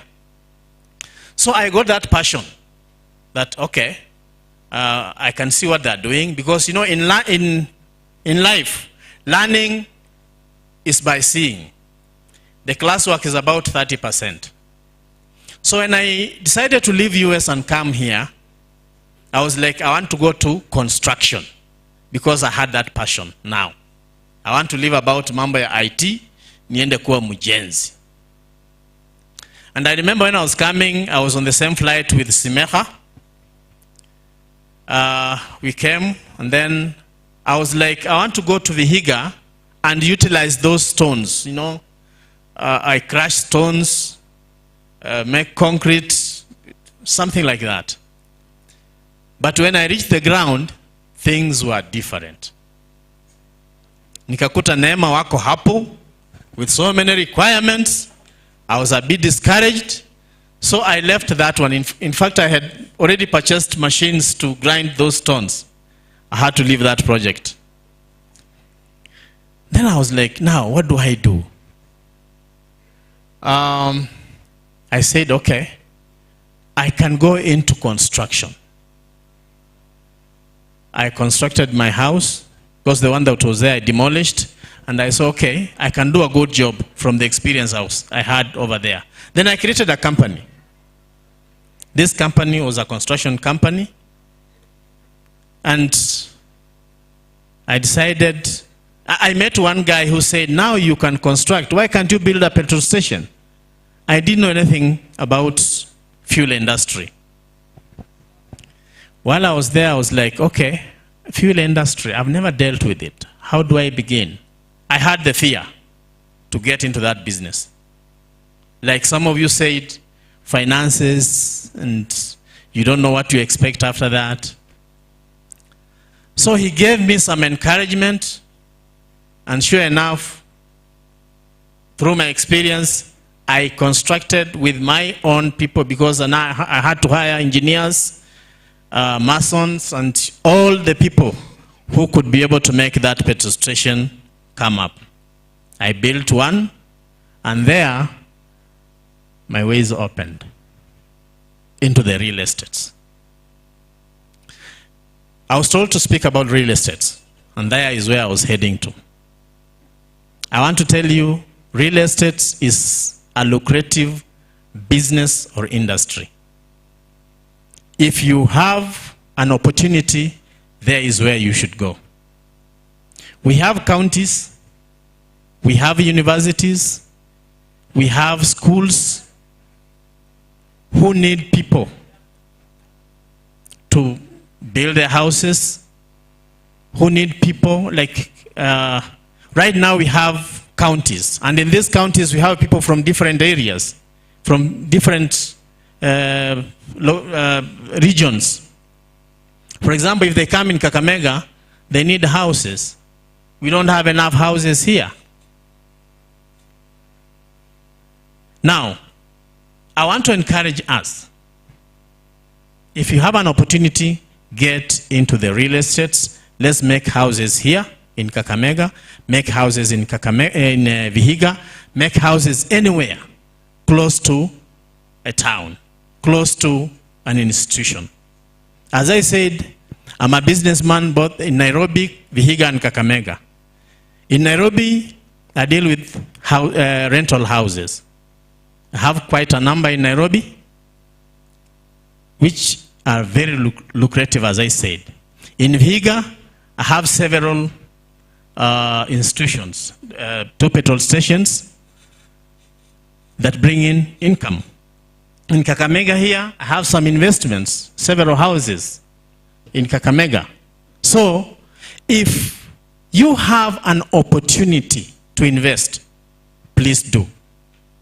I'm also a farmer. I do sugarcane. And I've ventured into various sectors. Not that I have money, but the monies are in the banks.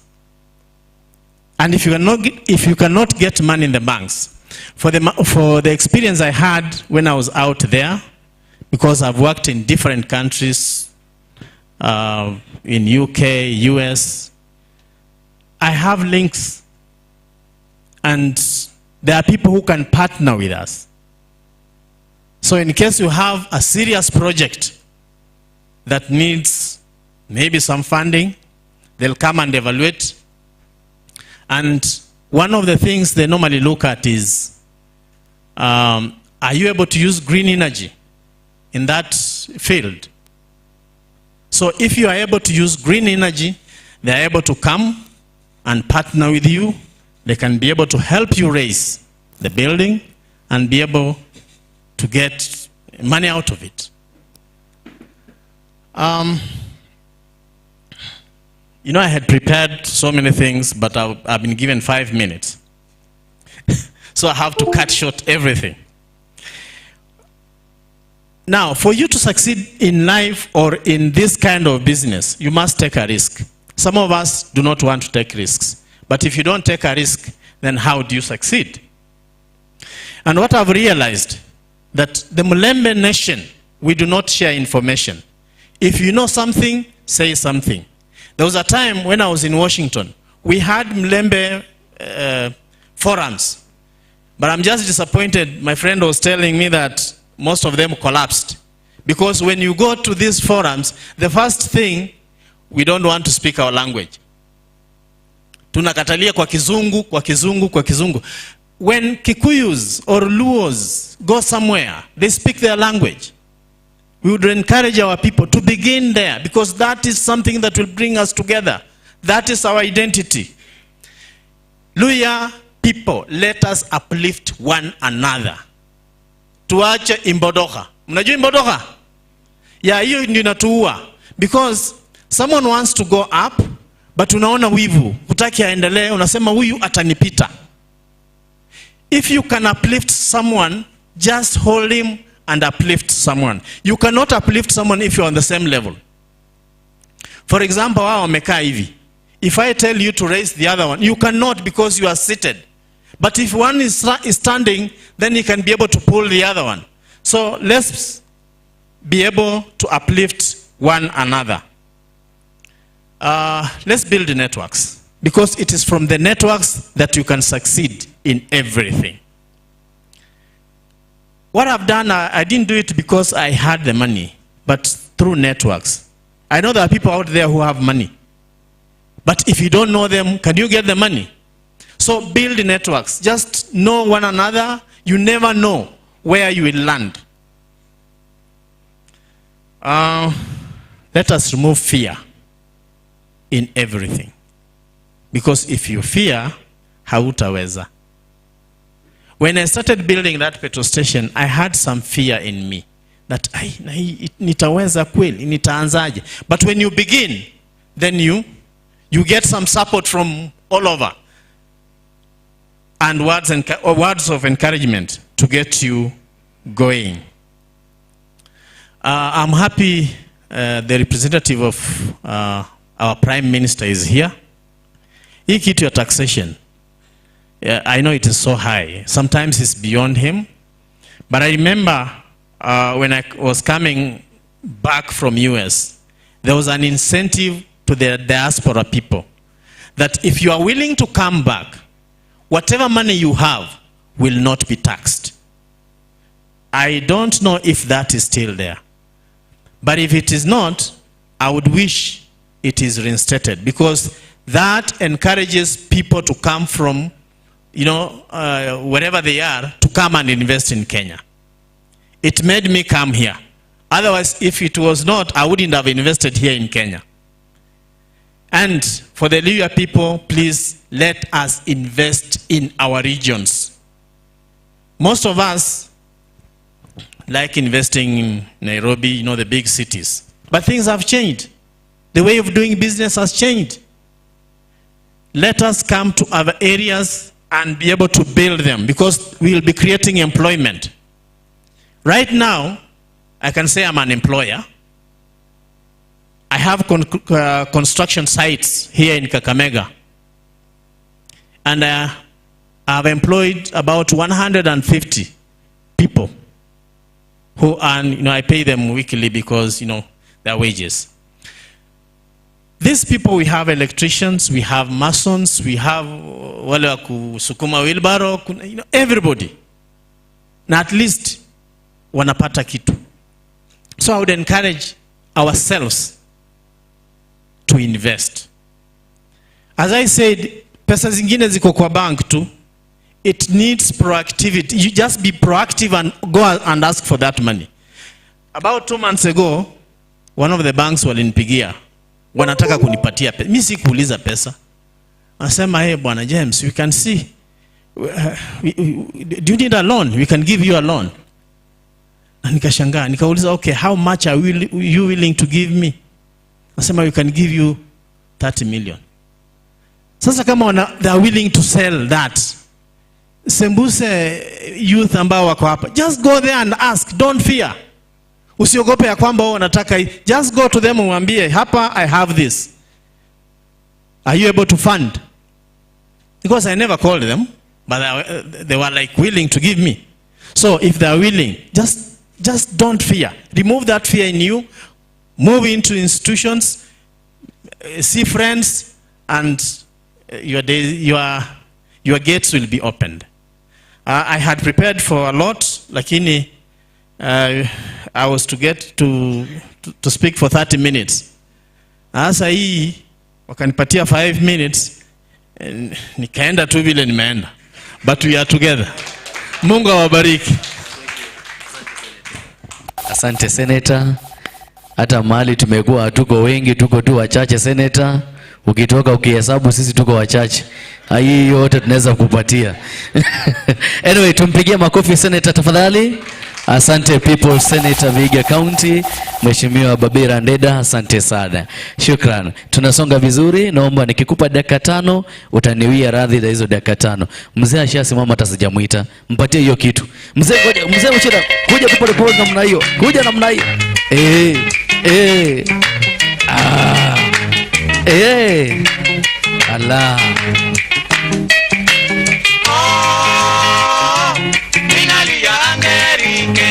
Deputy Governor anapenda hiyo sana.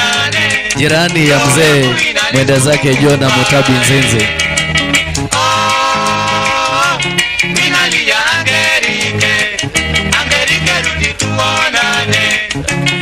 Thank you so much DJ. Chairman pia kama chairman pia ni mota kuotea mbali. Asante, karibu sana mzee wetu, tuchukue muda wako dakika 5.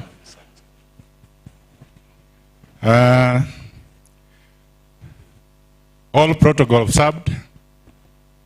I'll be very brief kwa sababu wamberibu yangu kidogo sana. My name is Eliud Mushira Agweyu, currently the chair of the Luya Cultural Council of Elders, Kakamega County. I want to inform you that this position is established as per the Traditional Knowledge and Cultural Expressions Act of 2016, which requires that we clearly have governance structures for legal clarity and certainty in community decision-making in respect of various roles and responsibilities as related to culture.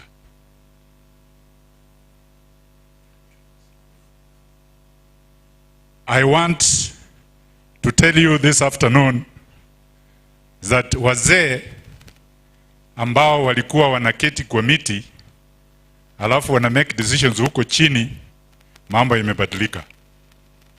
We are now, most of us are now digital, and we are now from bottom mpaka juu.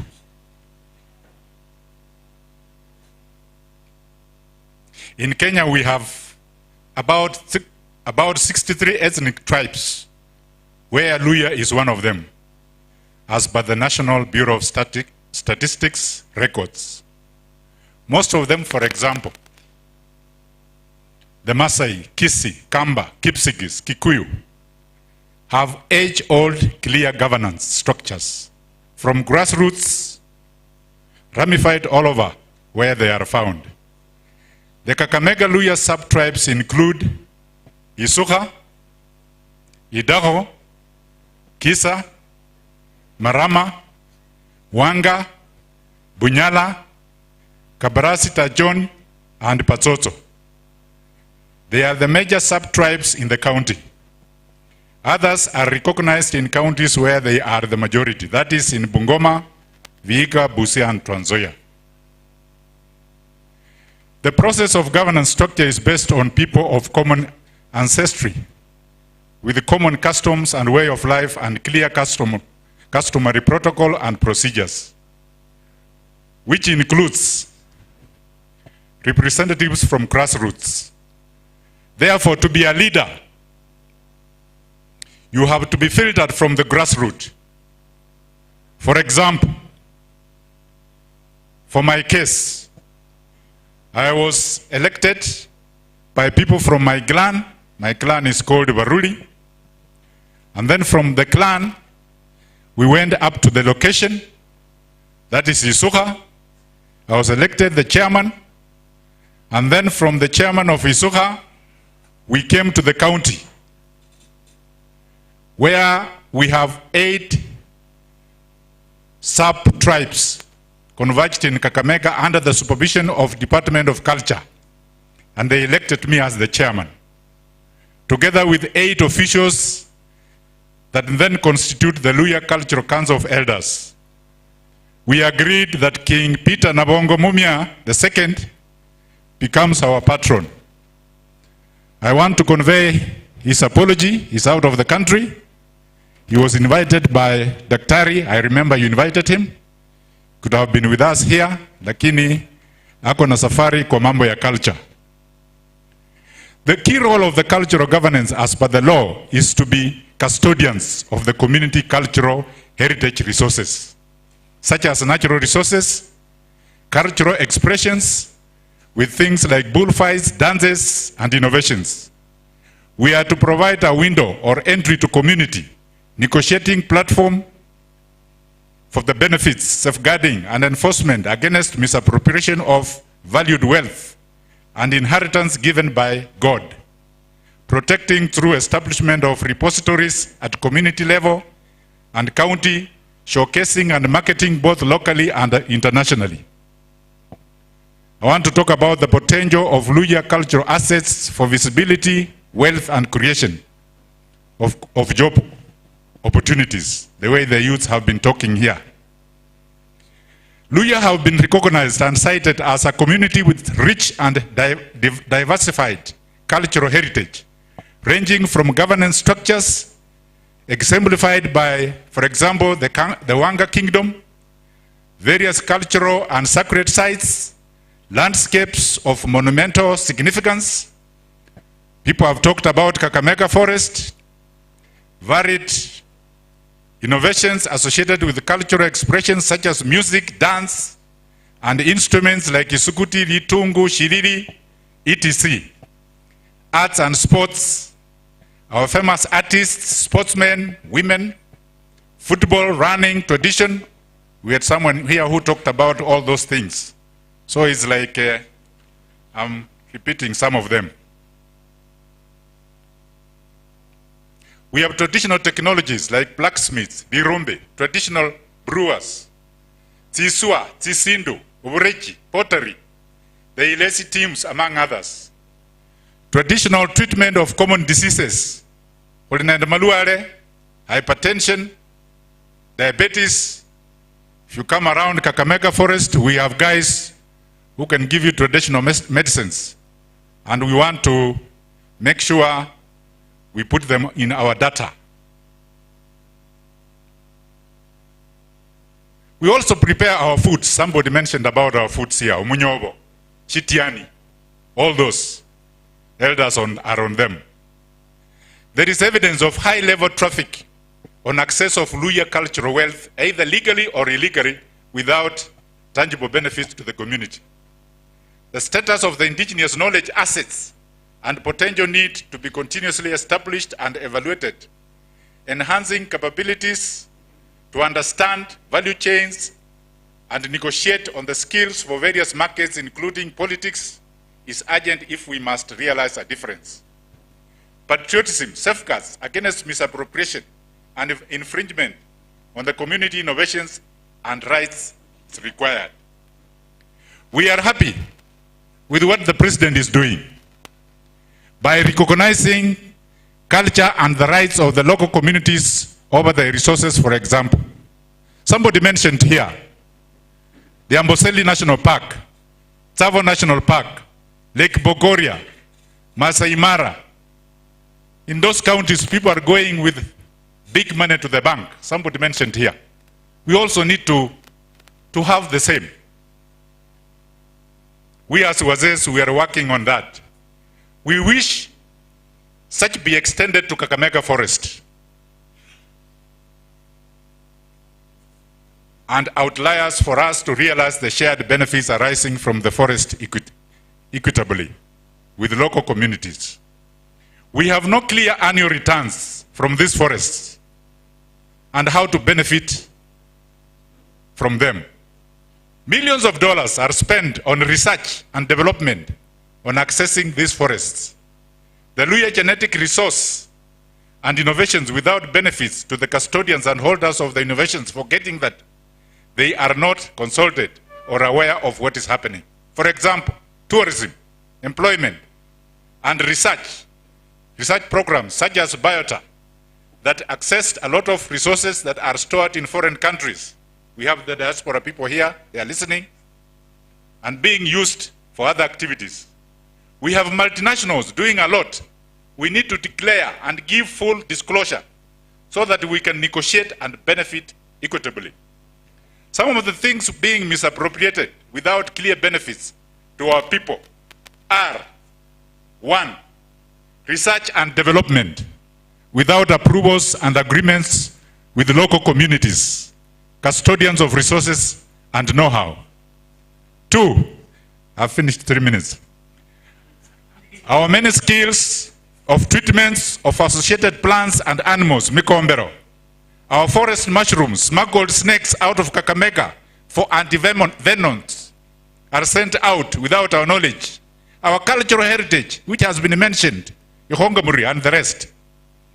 Now, some of the efforts Wazes are making are, we are singling out the ongoing national program by Natural Products Initiative by national government through National Museums of Kenya and counties.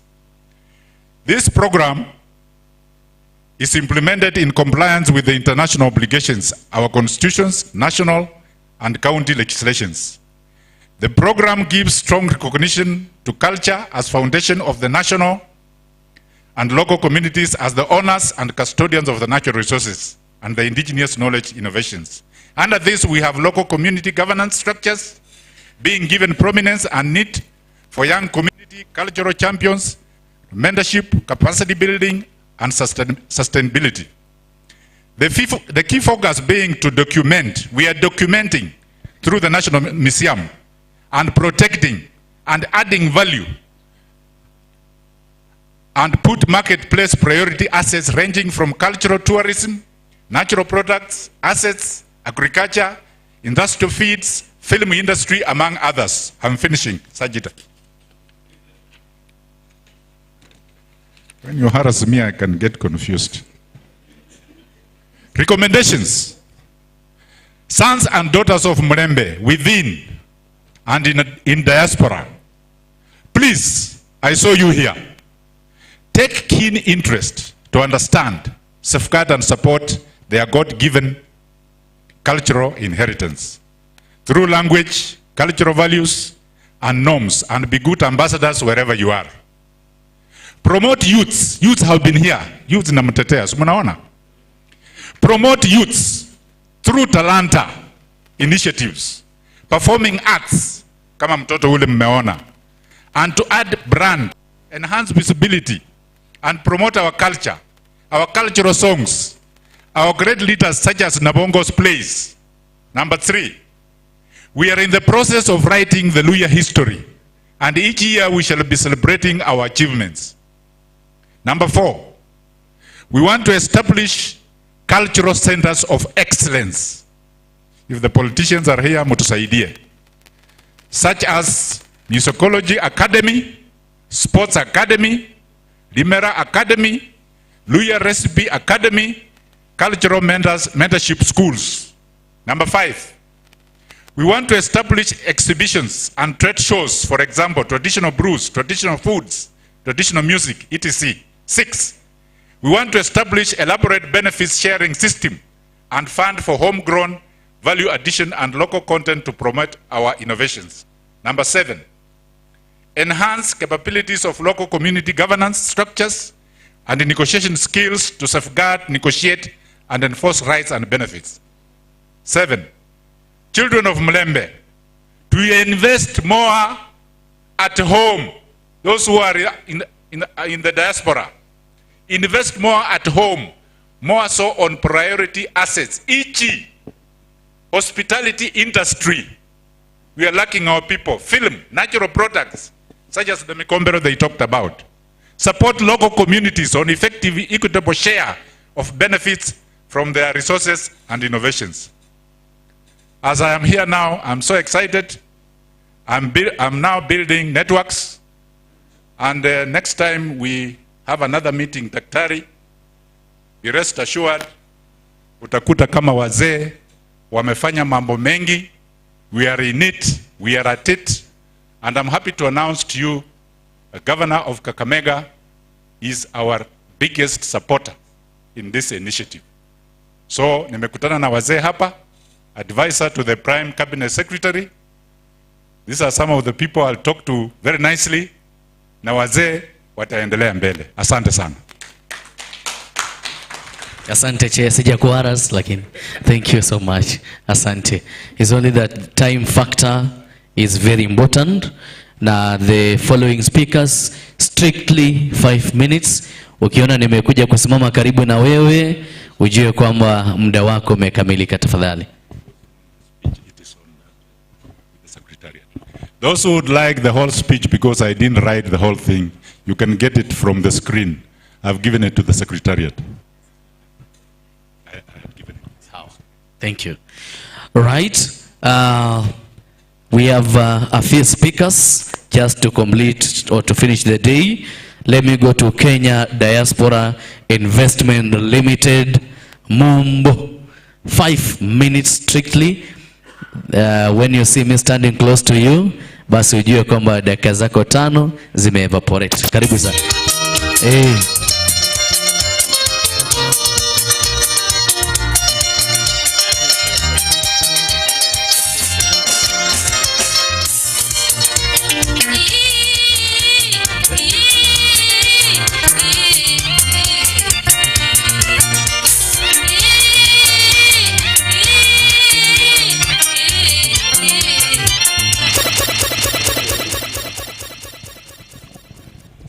Good evening, everybody. I'm sorry I'll take only 3 minutes. But before I say anything, no more nyore. Ndomuluia orule subi mundi chirekatieno istu bunyore ira. Kandi nara komoromo logori, mbe mwifa morogori. Handi noma nga lusamia, mweva lenyo. O dahasi sindu khawaise.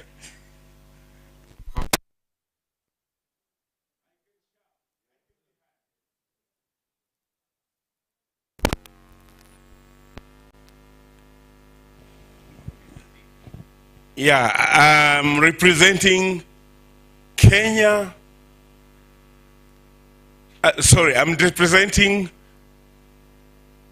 Kenya Diaspora called Mumbo for Western, and our mission is all what this meeting is all about. We are connecting the diaspora to Mulembe Nation.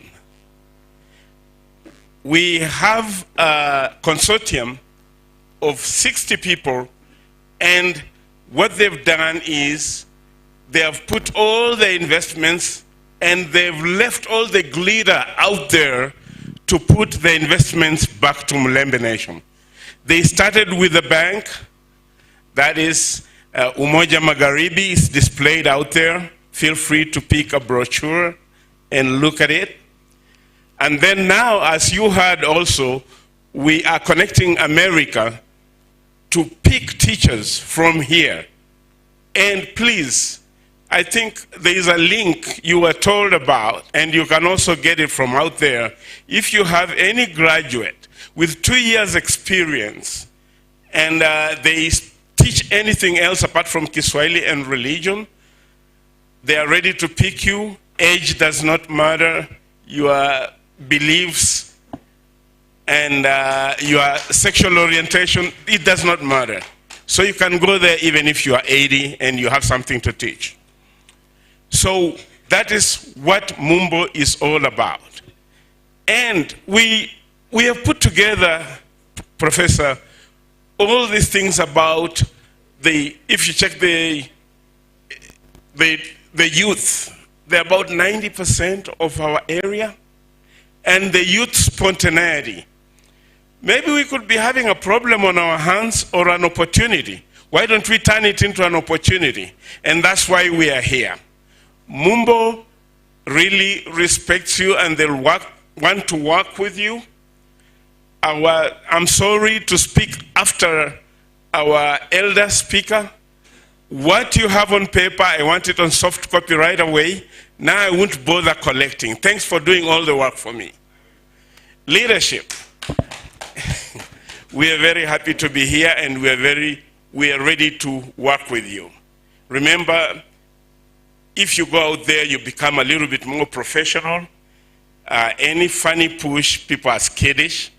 Kindly work with us and protect us, and we are going to bring a lot of value because we are open. We have very many of us out there, and I think this is the time, and this forum will open their mind to invest back home. Thank you very much. Asante sana, makofi mazuri tafadhali. Thank you, Mumbo, for keeping time. Strictly 3 minutes, you said. Asante sana. Now, the two I'm calling, your speed will give us direction for the day. I will require the two of you to come in front.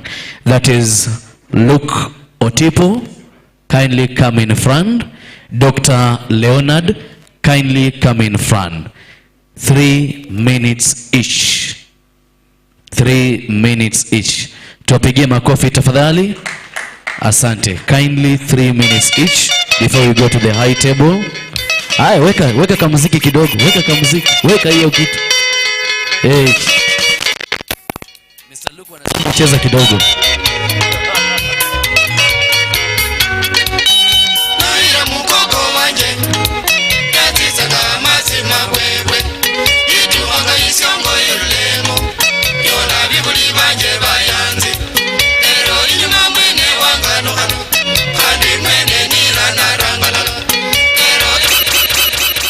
Very good, thank you. We start with Mr. Luke Otipo, then Dr. Leonard will follow. Asante sana Bwana Sajida.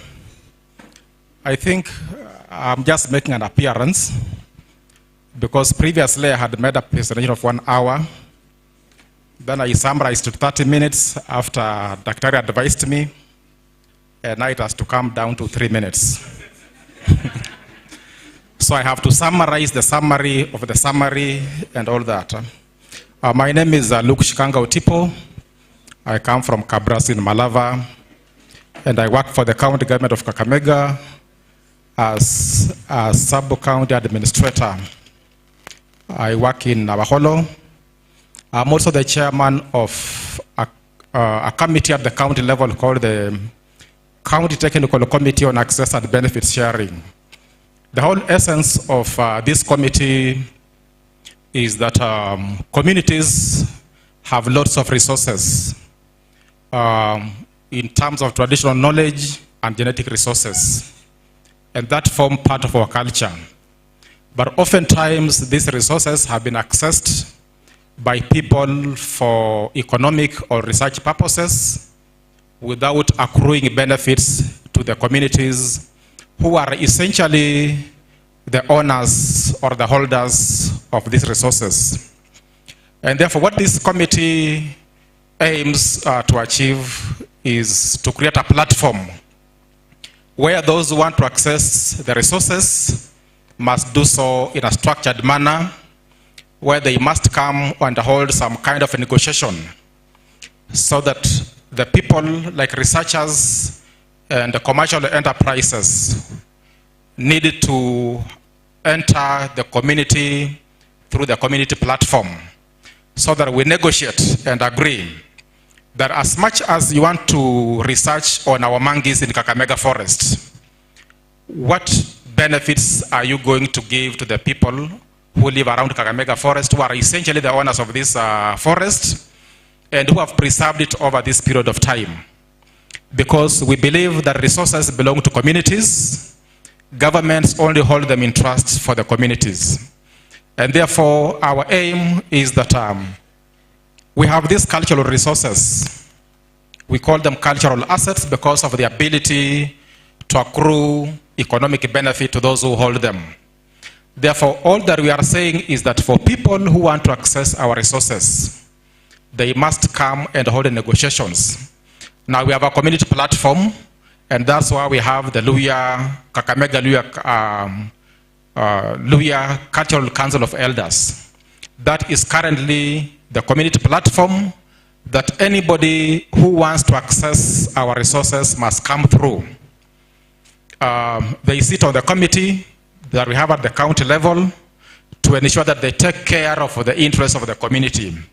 Because we understand that even governments are some of the violators when it comes to accessing these resources. Most of us will remember the story of the baobab, which was sold to some company without the approval of the communities. But this was done by players in government. And therefore, we have these conventions that we must be able to safeguard. So, Chairman outlined quite a number of resources that we have. We are calling them cultural assets.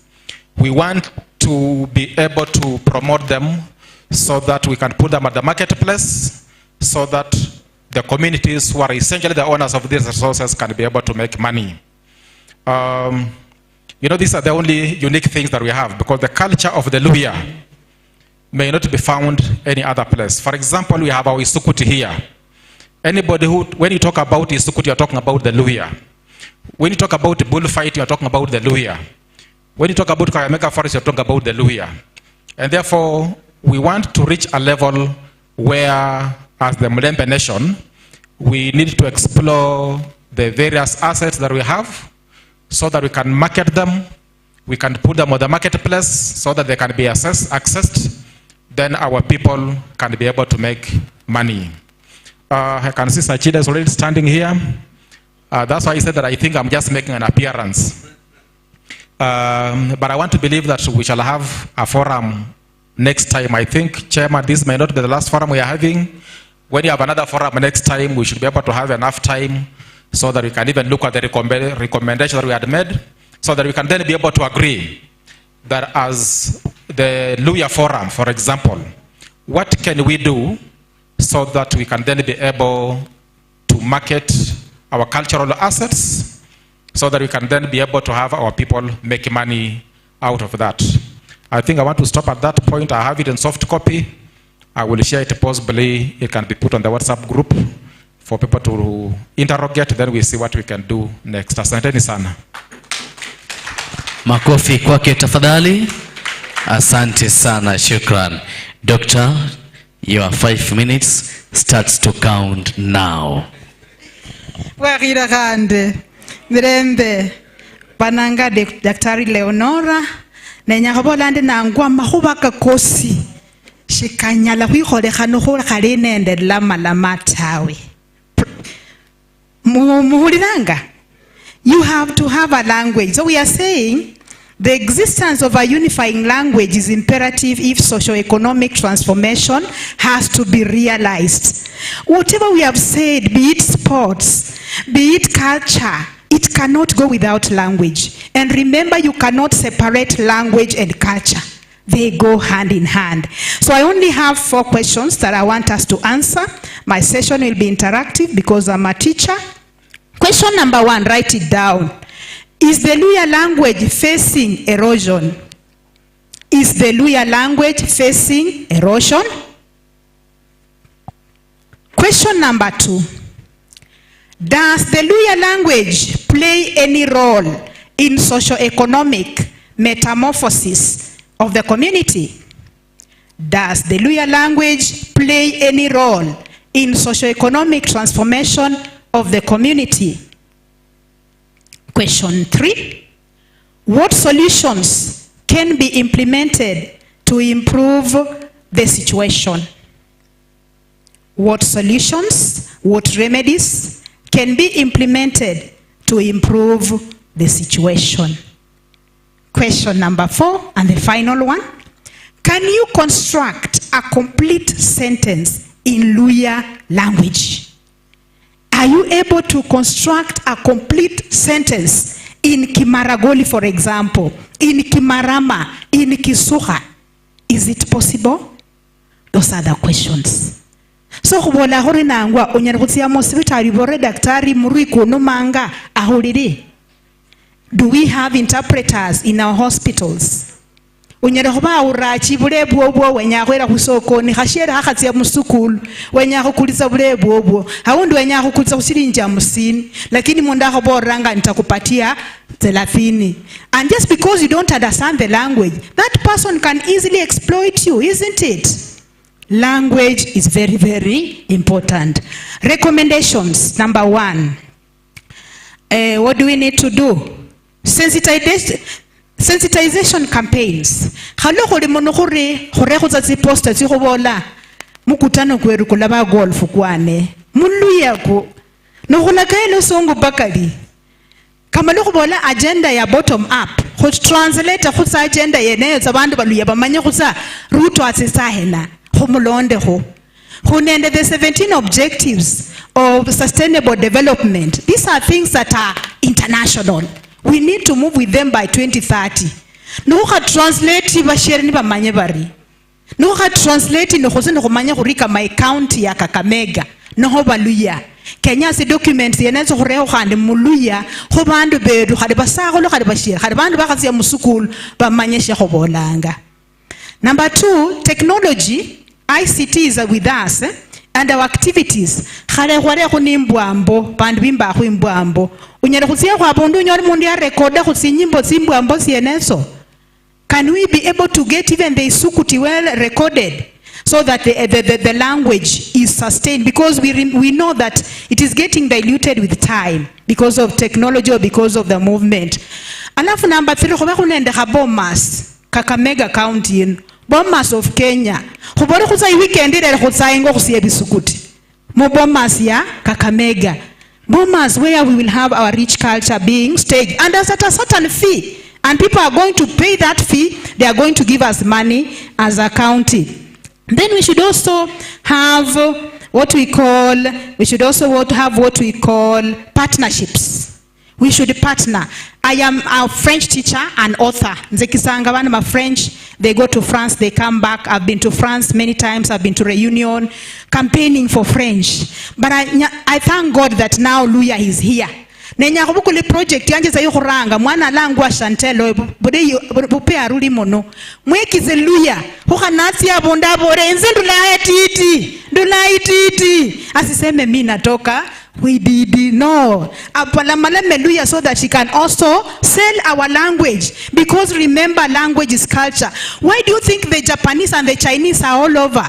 Because they know that once you penetrate with a language, then economically you move up. So language is very, very important. Let's have translators. Onyana khurula khaye gammata tureba khutukha Kakamega nisianga munda khobora mushiere ama nakwambia 50 bob ama chwani ama 50 bukhalibo khobola khusana makhobi karano akhobora chwani nibo uri mushiera onde shukuriranga atawe khonyera khoba khana abantu bamatutu beru barulanga ibuluya weruyo bakhoborekho mushiera runga siri no musakholo runga siri muzisibitali tsieru muzisukulu tsieru tsinenda agenda inde lakini utsia mutsi parents meeting onyola abantu balakayatsa lusongo khari mochenya bashiere bisi yaba nabasakhola ba onde balala batsia musukulu ta balahura tse policy tsiene tse go bagonya ne go tsenga isukulu yena ikolone. So even as we go to those schools, we need translators, we need interpreters. When I started doing French, in fact, sometimes we do interpretation and translation services. Why? Because they want this French to be known. And they know that once it is known, then economically, they are going to be up. So translation services in our hospitals, in our schools, in even the marketplaces. You don't know the language. And sometimes they want to exploit you. Some people want to pay you very little for your services, and yet your services are very, very expensive. So, if we have to realize socio-economic transformation or metamorphosis. Is there any question? Kuna swali? Est-ce qu'il y a une question? Je vais parler un peu de français. I speak a little bit of French. Merci Norobola Sand. By the way, Luya Lua Sana Honende lo Faransa kidogo. Kalimundu wenya kweka lo Faransa. I can say bonjour. Bori huza bonjour. Bonjour. Bonjour. Bonjour. Bonsoir. Bonsoir. Good. Okay, Direb. Asante sana daktari khuma mechi za malai kho importance nomba mahana lama na the way umesema hiyo ndio the correct ko nzenyine khorebendi isaino bana banyishi kholono na lugha kama numundu niyenya khoreba lisutsa arebane nyama naku nomba unyola mundo mutu ukhuza khulifwe arebana watoto walienda kwa shosho, yani badala ya koko. Awena is it that tunakuwa overpowered na is other languages ama from your research and what you are doing khonyala khola khuri go bana beru khalifwe bene no boda mwana ore tsia wa koko uo bura go bola ngare naenda kwa shosho The other words also many. I know you know those ones. Asante chairman. Irebolire imononono. Dere nombi iplan yene yosi yokubola nangwa khare kuzibandu bahali. Nohutsia shebala. Tunapoenda kuolewa mahali fulani. You find that we want to learn Kikuyu very fast. We want to learn Kijaluo very fast. We learn Kitaita very fast. Lakini ndebi njende nangwa ni speed yene khano kushikumenyera khonyera kubandu luya lweru. Why can't we also teach them our language? In other words, we are gifted with learning other languages. Khano henza mu French bandu bali mubanyeshi na bekisi baluya because lihuba kama parler yani khulakaya eyo ni ara shirike echita parler. So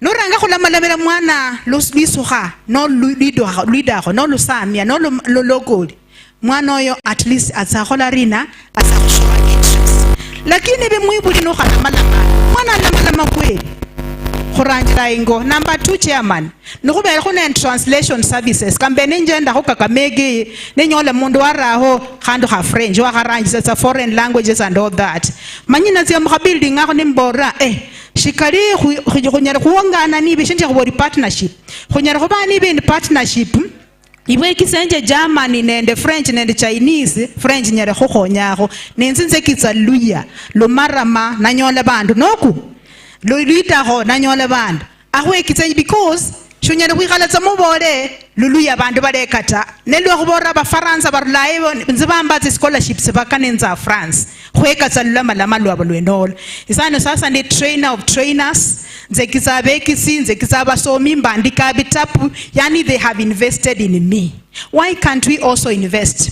Translation services nenya khweka lisoha nengolishitapushi. Can you recommend me of any book that I can buy and learn Kimaragoli or Kinyore? Are there dictionaries?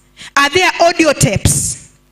Nuzi ulanyola mu supermarket uzanyola mshitapu shulu lujaluo uzanyola lusebe uzanyola si audio bara ku YouTube khunyala khulomba kho khali khusisi audio si khu spread lusoha yani ubola lihuba mkhando translate bindu byene biryo bira khonya bana beru khandi bira khonya khusi shichira no khali na lama lori halal lama lwenyi no khali halal na boranga we will struggle with economic transformation. So we need to speak one language tusiogope kubezanga nitsi soni khulaka lulisuha no luya hanusi ya mwofisi bora mondo bushiere anakuambia poa anakuambia mfine khurizabu nishi ne bandu basebe balamalamaza bandu bajalio na banse namalamaza ndetse khade ba Chinese barlayo kho balamalamaza luabo khukenya khuresi ngulu mulamalama ne khuberi khori kholamalama lala khotsisa khonyola khutushi akhwenya yao when it comes to socio-economic transformation or metamorphosis. God bless you. Asante, thank you so much. Daktari Leonora, tafadhali asante sana.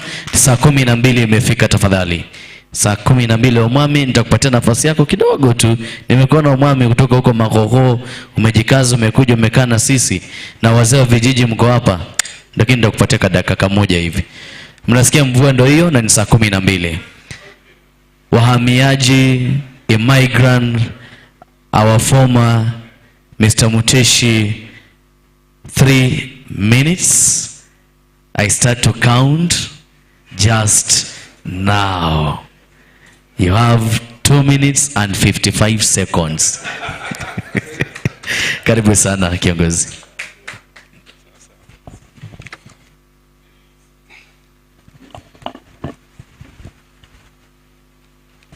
Thank you so much, MC.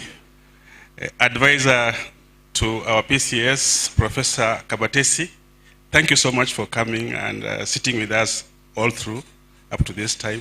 Chairman of this summit and your committee and our Professor Anami, thank you so much for putting this sitting to be the way it is, and we really appreciate what you have done.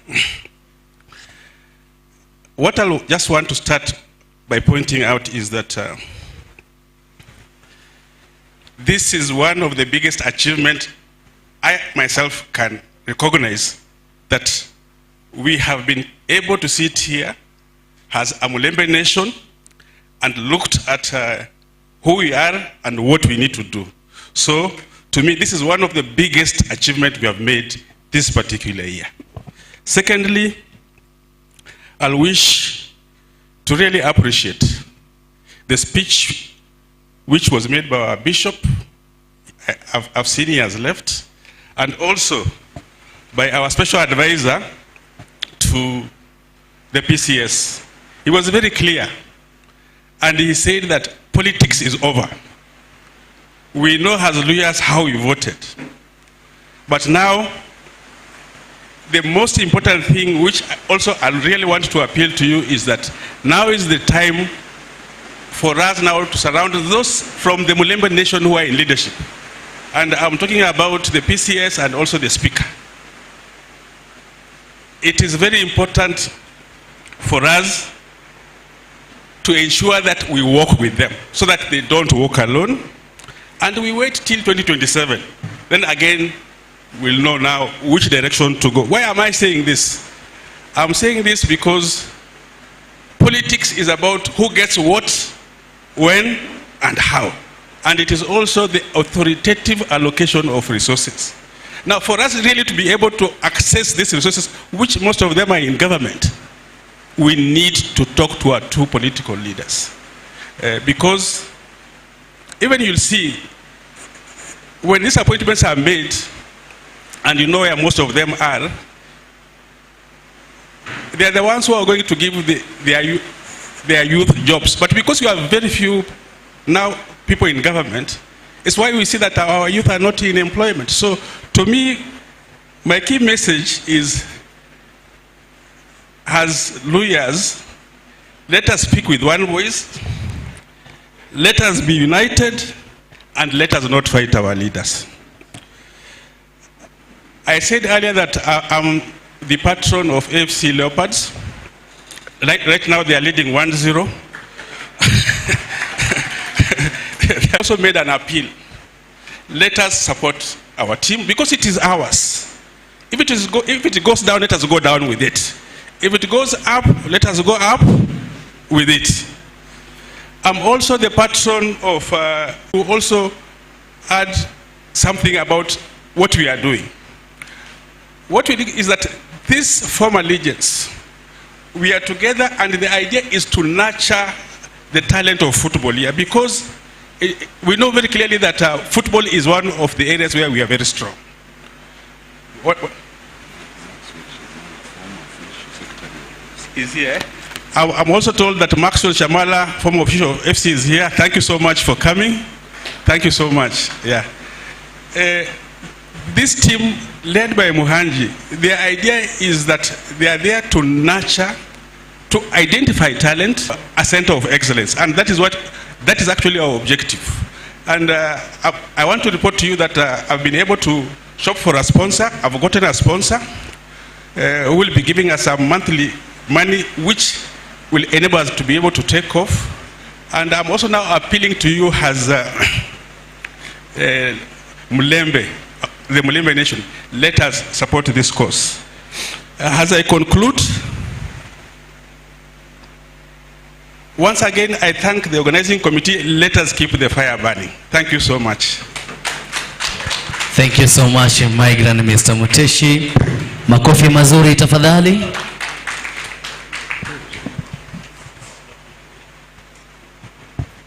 Thank you so much. Kwa mara nyingine tena,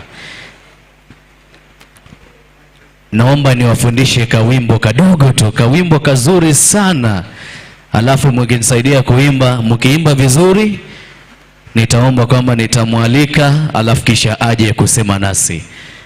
Umetayarisha sauti vizuri? Umetayarisha sauti vizuri? Hadi mwisho wa I'm not good in that, but I want to try, and I want to try with you, but the honor is in the house. Who knows this song in a better way than me? Ladies are good in this. Where are ladies, jameni? Umeahidi ewe Bwana huniachi hadi mwisho wa dahari ulisema uniachi. Wewe ni Mungu uliye mwaminifu siku zote. Ni wewe tu unaweza niokoa. DJ and tupatie volume. I'll just do 3 things in the shortest time possible. First of all, hail the partnerships that have been talked about and put on offer a few options that we can consider going forward. Secondly, I will share with you a little bit about where I'm going now, and if possible, would like to take you there. And lastly, introduce a very special friend of mine to come and give concluding remarks. So where are we that we could tap to as a Mulembe nation with the Kigame presidential team? At this point, through the Reuben Kigame Foundation, we've been able to find a partner that is able to put up a solar-powered school in Budalangi, in a place called Sirimba. Anybody knows that place? It's in Busia County. So we're going in January to spy how to set up the project. This is to put up a modern school, fully powered, solar-powered, that will provide completely free education for every child that goes to that school. So the kind of partnership I would be looking for is for people to put in resources for us to replicate that program in Vihiga, in Kakamega, in Bungoma, and in Trans Nzoia. It would be such a wonderful thing to find some partners to pump in resources, because that particular project can be plug and played anywhere. In terms of architecture and the setup of the place, we have everything in place with some European partners. Secondly, where can you plug in? You can plug in the area of talent development. Nimezuiliwa sana na county za Western Kenya mambo ya kuset up music schools, theater academies, and so on. As a result of the hostility from Western Kenya, unfortunately, I've set up my academy in Uasin Gishu. Nyahu Challenger, Kakamega County, Vihiga County, Bungoma, Trans Nzoia, Busia, mufungurire miriango, please. So that we find land, we find seed capital, I'll bring the expertise, I'll bring the teachers, I will solicit for the instruments and the trainers, and we will be able to help our youth. This is on offer. Please put some resources into them, and I will get it done. If you are still wondering if I can do it, I'm actually recording my 30th album. 29 behind me. I'll release it in February. I know what production is all about. I know what music training is all about. I know what acting and theater in general is all about. We can absorb our youth in this, and I'm willing to take the lead for the Mulembe nation.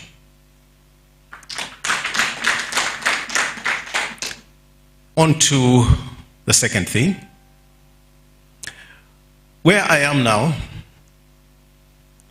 Inzi, to be honest with you, nasinjira last year. Na nenya shisoko sha muhongo alihoishi.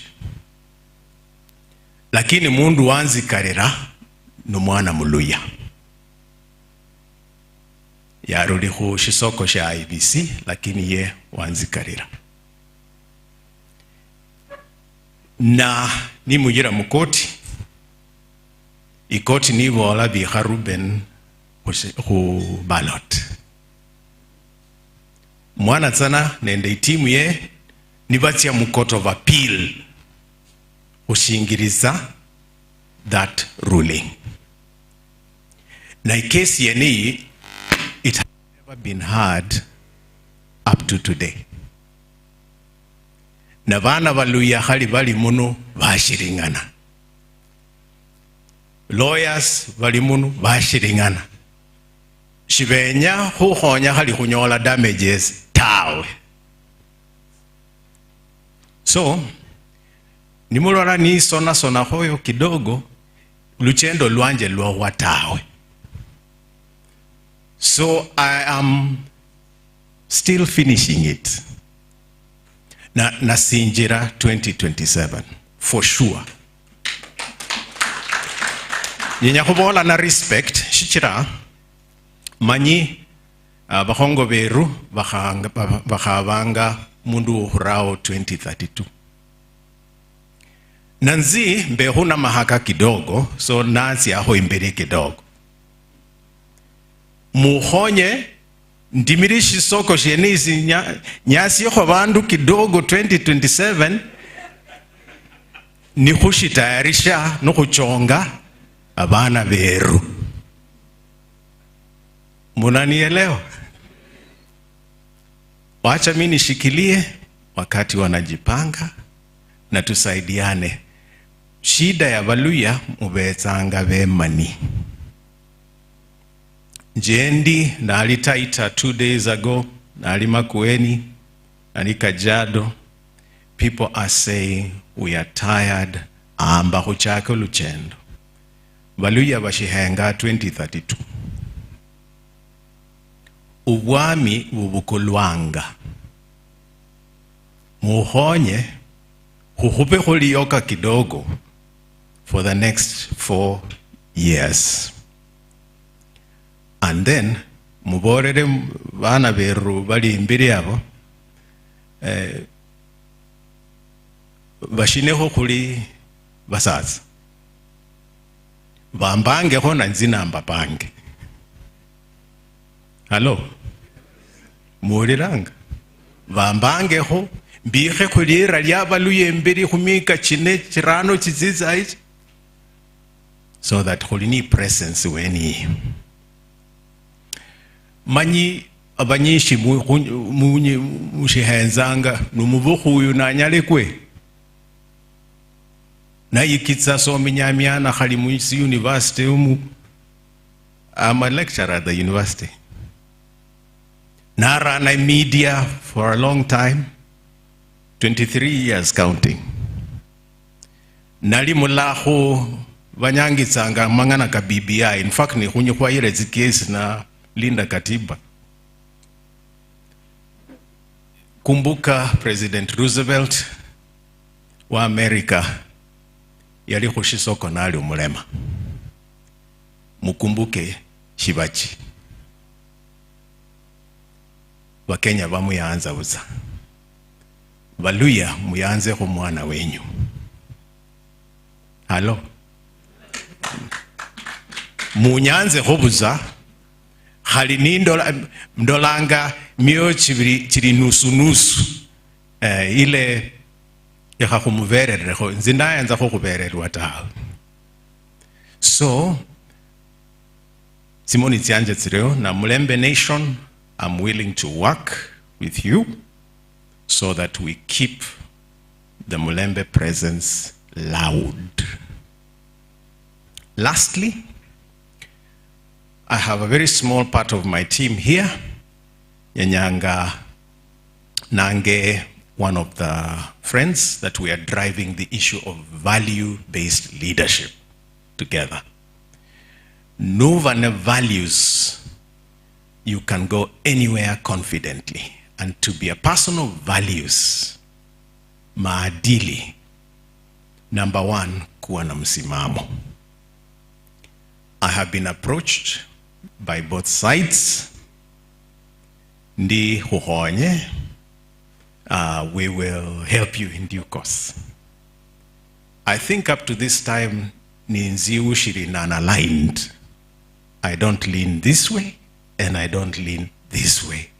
Kuchiranganga third alternative nili based on value-based leadership. I'm going with that even if I fail. You can choose to join me or keep suffering. So I have a stand that does not change. And then show it by example. I'm willing to be put on the line.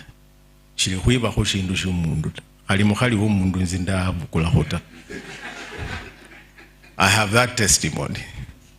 And that is what I'm asking you to give me a chance, because halinimu fraunira, I will not see you, by the way. Halinuvi hai picha yomuhana ali without clothes in front of my eyes, I will not be tempted.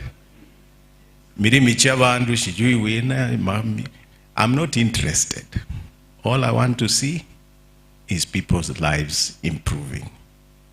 Kabatesi wizu honye. Mulembe Nation, Dr. Anami, honyi hobwana, diaspora, bekuzizeli, business people vanga babirava, honyi, nyangizi hubandu for the next year, and then we will help vana veru vahirudisa. Areha, mwana werambinu. Uyu niye wali abe deputy governor wanje 2013, wana sinjira Vihiga. Lakini mundu undi nanya kura. Karibu shelizeho handi ufunge.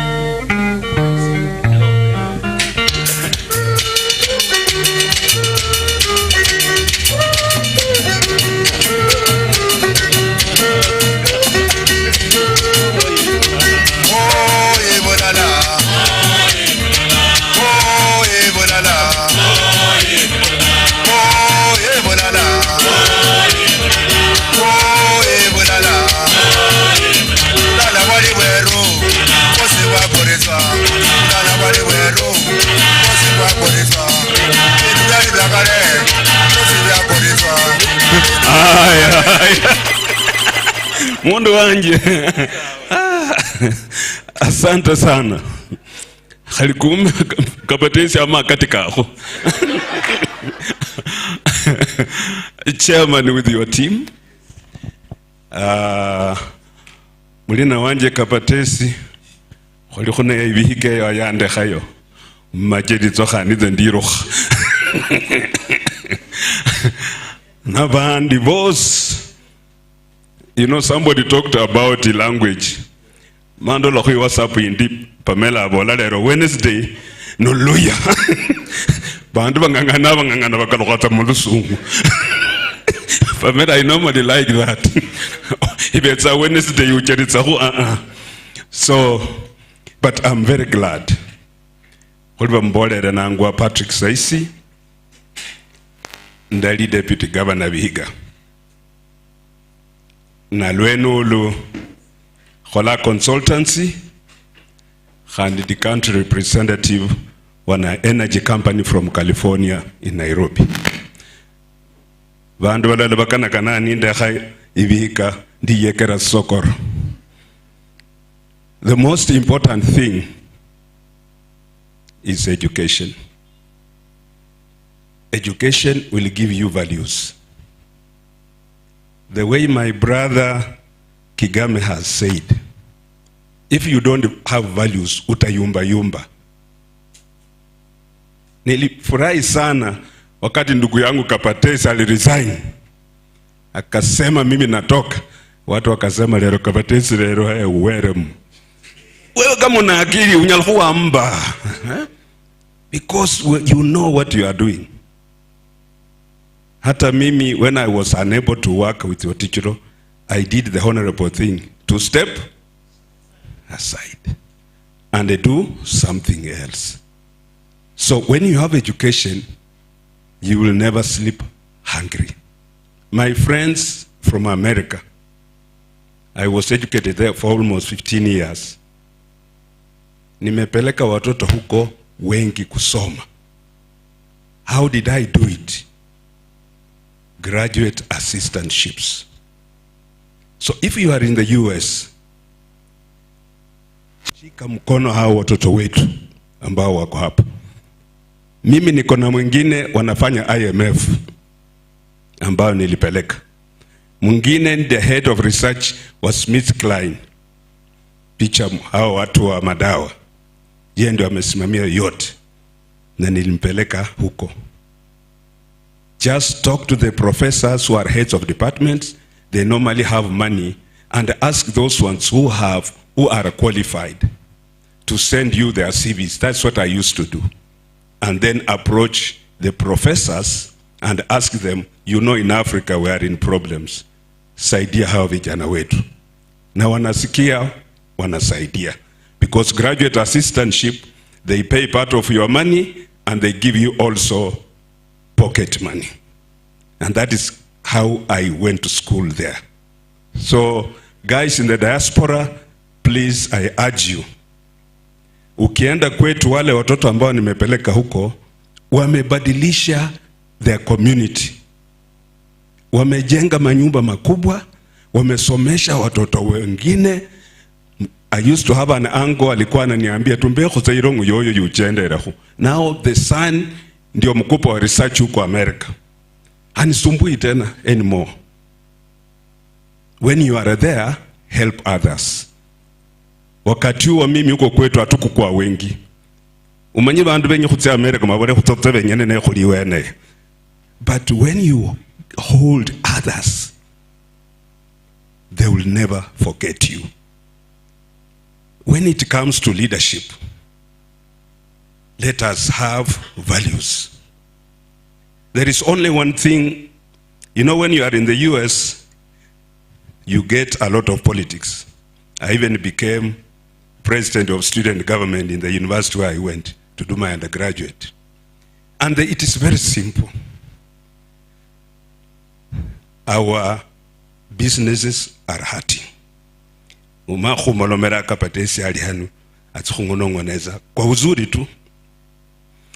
Clinton wanted to be the president of America, he came up with one thing: tax breaks for businesses. Na alikuwa anasema, if you have business of around 25 people, you apply for tax break, utalipa 50% na 50% ibaki. You plow back into your business. Ukimwonyesha you have employed another 25, sasa wamefika 50, he will give you tax breaks for 3 years. If in Kenya, we can give tax breaks to our companies because people are hurting, people are going home. Unemployment is becoming very high, and it is a reality. Let there be tax breaks for the smaller businesses, so that the 50% of the taxes they are supposed to pay you can be plowed back into their business to expand that business, and then they can employ more, production will be there, income will be created. As simple as that. So nakuomba Kabatesi, taxes zitaua businesses, na watu wengi watakuwa unemployed. You will get so many people on the streets, wataanza kumag wewe kwa sababu hawana chakula. Nyasaye amulindeko, mbere molome na abuza kundukia wena. May God bless you, Chairman. Nimefurahi. Anami, nimefurahi. Ndola ulimundu witsingulu. Nyasaye akulinde. Nyasaye akulinde. Next time, let's plan, maybe for 3 days. Nilikuwa mbali, hata sikujua nitakuwa hapa. Lakini nilisikia ndugu yangu anakuja, hata nikakimbia hiyo kazi. So, amesema mambo yake, anajua kucheza piano, anajua kucheza gitaa, is a publisher, ana vitabu, na khutsebitsi imoni tiosi kwa handika kukhali vitabu ta, balala. Khutsebitsi imoni unyala khuimba piano, unyala khuba ta, unyala khuba igita ta, alafu mwalanga mundu mbe khuyanyala khuba ndina rais. Khuyo ireve, God has enabled you differently. But what have you done? Thank you DG, makofi mazuri tafadhali. Thank you Your Excellency Patrick Saisi kwa hayo maneno mazuri. Now tunafikia mwisho wa kikao cha siku ya leo. Mtaniruhusu kwamba nimwalike tena mwenyekiti wa kongamano hili, kiongozi Caleb Sunguti, aseme nasi. Tumpigie makofi kidogo kisha taweza kumalizia. Ombi la mwisho litatolewa na Pastor Charles Oduor. Okay, thank you very much. I know there are 2 or so speakers who did not talk. I know it's 6, we want to stop now, but my niece, Dr. Monyonyo, stand up so that they can know you are. This is my daughter. Yeah, she's a lecturer at Moi University.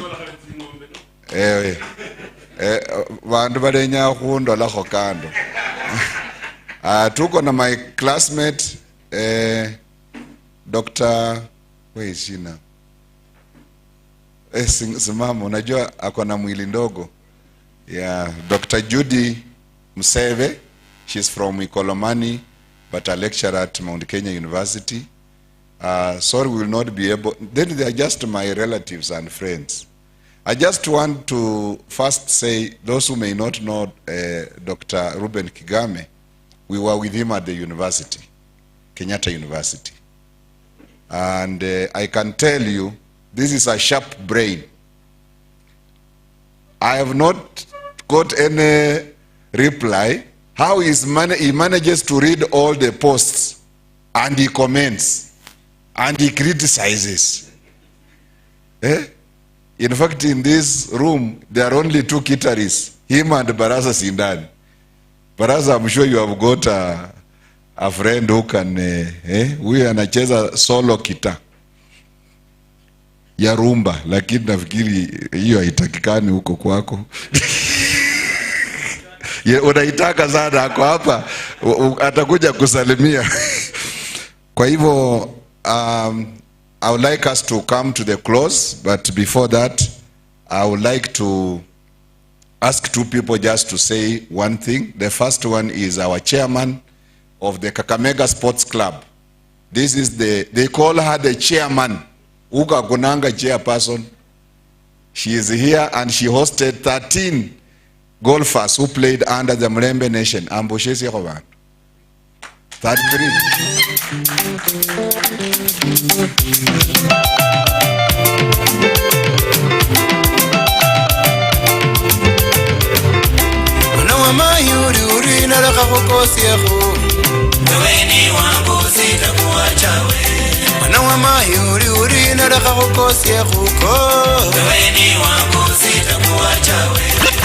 Haya.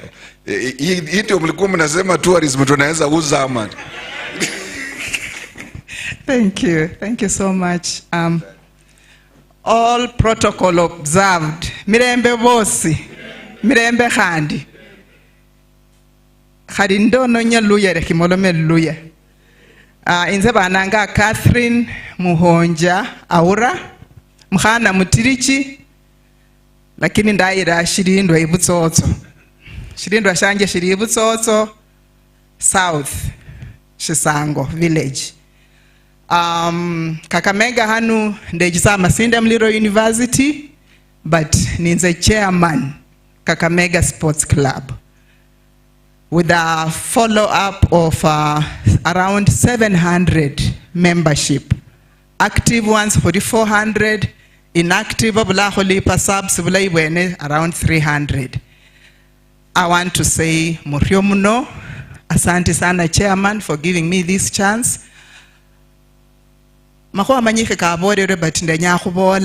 Sports is one way halala. Kwa hivyo mbakaribishanga bosi mujoine Kakamega Sports Club. Lukhakana yo khumolama makhuba kabaluya khandi khutya khumushikuri khubaya khu golf. You'll not age. My brother Saisi ukhungwa khumba. come and join me in Kakamega Sports Club. But above all, let me now finish in English. Thank you so much for this idea. It is a noble idea, an idea whose time has come. There could have never been a better time than today. It has been tried severally, almost decades now, but I want to tell you the approach now is the best. And we are going places with this. Count on my support. Thank you. Thank you, Daktari. I have my seniors, Maxwell Shamala, Mheshimiwa, and Papa, Dr. Malanga Chiveu. These are my seniors in Kabras. Zulaya banyala kunzi manashindu. Lakini hawa they are okay. So I would like now to invite, before I read the resolutions, I will invite again our special guest, Professor Kabatesi, to make one announcement. Thank you, Chair. Through you, may I just do two things. One is that I had promised to release the list of the updated projects being undertaken in the 5 counties of Western Kenya by county. I have given it to the organizers, who will then share that information, because it is quite lengthy. I couldn't go through it. Read through it, criticize it, make some suggestions for when we meet next time. Yeah, website actually is a public document from the Office of the Prime Cabinet Secretary.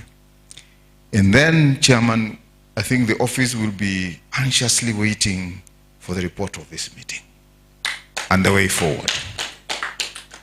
I think Mheshimiwa is very committed on the matter of Mulembe Nation and its future.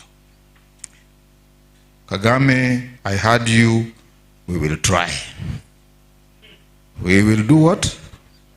We will try. I also, through you, Chairman, want to confirm, because Utsabaluya Khwashira Mahuwa, the registration fee of Mheshimiwa, the Prime Cabinet Secretary, was received in Absa Bank account. I hope that account is not individual. It's showing that it was received, because Deputy Governor, you know, things money. That will be another story that will emanate from here. He didn't give, he said, whatever, you know, those stories. And Chairman, guard yourself against those kind of things. Thank you very much. Thank you. Thank you. I must confirm that the money has arrived in our Mulembe Nation account. It is an account we created. We learned from the Women Congress when the money went to one individual's account. And these women were committed. 1,000, 1,000, 1,000, 1,000, 1,000, and I was calling behind, twende, tutume pesa. Hata mimi nilituma 20. Kwa hivyo, we realize that money is money, and it can cause a lot of issues. I happen to run many groups where I'm chair, and I always keep off money. But we would like to send our gratitude. We are so happy that our Prime Minister, who is my friend, has sent his registration of 100,000. I must also say that we are short. Yes, we are short of the budget. We may not live here. They have told me that being the chair, I must make sure that they go home. Otherwise, watafanya mambo ingine yenye walifanya 1960. So tunajaribu ku meet that, and we have got some more support from Alex and myself and others, so that we next time I think we should plan better and have enough budget. I would like to just read 10 resolutions, but we will go as you have guided us properly to write them properly in a language that we understand. Yeah, Mama Likuru, I had wanted to give you a chance, but the first thing that we have resolved is that through this Mulembe Nation Summit, we would like to build networks and partnerships to resource build local investments. That we have had quite a number of areas that we need to bring in resources. And when we do resource mobilization, we don't mean just cash. We mean money, we mean machines, those who can bring in MRI equipment, not MRI, CT scans in our hospital, those who we can work with the county governments and see wheelchairs, any other device that can support our groups. I know you guys have got partners that we can work with. So that was one. The other one is to recognize local agents. We are lucky through the National Heroes Council. We have, in fact, we are one member of the National Heroes Councils down here, David Baraza, the musician, Kabras Chuakali. He is one of the members, and we should submit our names. They are doing their strategic plan now, so we would like to be recognized. So we are going to continually call press to advocate for our rights as a community. We also picked one on the nuclear energy to create and increase capacities in nuclear technologies. We are going to pursue this with our CEO. We hope he will stay longer. So we would like to learn how our boys and girls can go and start nuclear energy and be useful in matters agriculture and issues to do with health. Number 4, establish cultural centers and music and what our Daktari has said, Kigame has said. When I vied as a deputy governor in 2017, I kept saying it, that should I get to the county, I'll tell my governor to build these centers. I'm so happy that he's able to help our people. Can you imagine our mamas who sing in our churches, in the Church of God, Friends Church, Salvation Army, Catholic Church, primary schools which I support, some of them, when they are going to present their products at the county and even national level, they are able to sing and even win. But finally, now that KCP is over, KCS is over, they do not have anywhere to. Now the products are lost, isn't it? They sang, they separated. The choir is disbanded. Moja ameenda Mukumu Girls, mwingine ameenda Limuru Girls. The girls who are singing, the boys who are singing are no longer there. We remember Shiruku Choir. Remember when we were young, for those of us who come from, oh, Shiruku is there and is looking at me. Tovoko is there. Their products are not on YouTube. So what Kigame, you have said, I think we should listen and listen good. And so we need to build them so that our student schools, churches, wamama wasipotelee Nairobi ati wameenda kurecord music. No kuimbira za mutsuru ya. Then mushere uwa kerera ingo. Lo mundu alibugulira mundu mushere uwo Nairobi River Road ulimanyireshi. Children of Mulembe should invest more at home. That has been ringing and ringing. We need to do in every sector, agriculture. I'm doing poultry myself. We have livestock, mbuzi, kondo. We present big papers in forum, international fora, yet we do not invest here. Even in environment, we don't plant trees. We are urging all members of the Mulembe Nation to plant trees at home. Today, I participated in planting about 300 trees at Kakunga Primary School before I came, which were donated by Caleb Burudi, my cousin. Let us populate our land. And Professor Kabatesi, you told us you have something at home. Hata nimeona vile mama anakaa. Unajua kama noli neli ngondo bandu balada ko mushiere. Wanyola mushiere wala jedaga, you cannot identify with her. Katinya. Kaweza katinya. So as members of this group, let us, when you are, for those who fly, you normally see how green our western region is. Let us be led by you and me. Let us plant trees. Let us farm. Let us go into modern practices, modern technologies. Let us bring on board greenhouses so that we can have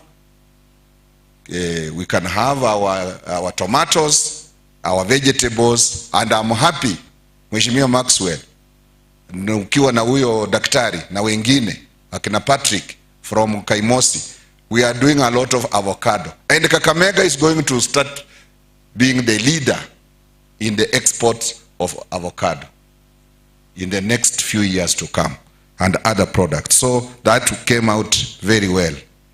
And they talked about promotion. In those centers, we also talk about mentorship. Somebody said we need to mentor our young people, help them to grow in academics, morally, and also in leadership. We would like to see our children becoming leaders. If they are in the universities, business communities, they need to be leaders. And they are here. In fact, they are majority. Number 6 was promote sports, art, music, and dance as a tourism driver. Let us, like now, somebody talked about AFCON coming to Western. In fact, the joke on the Facebook was, if it was to be held at Buhungu, where will Sadio Mane sleep?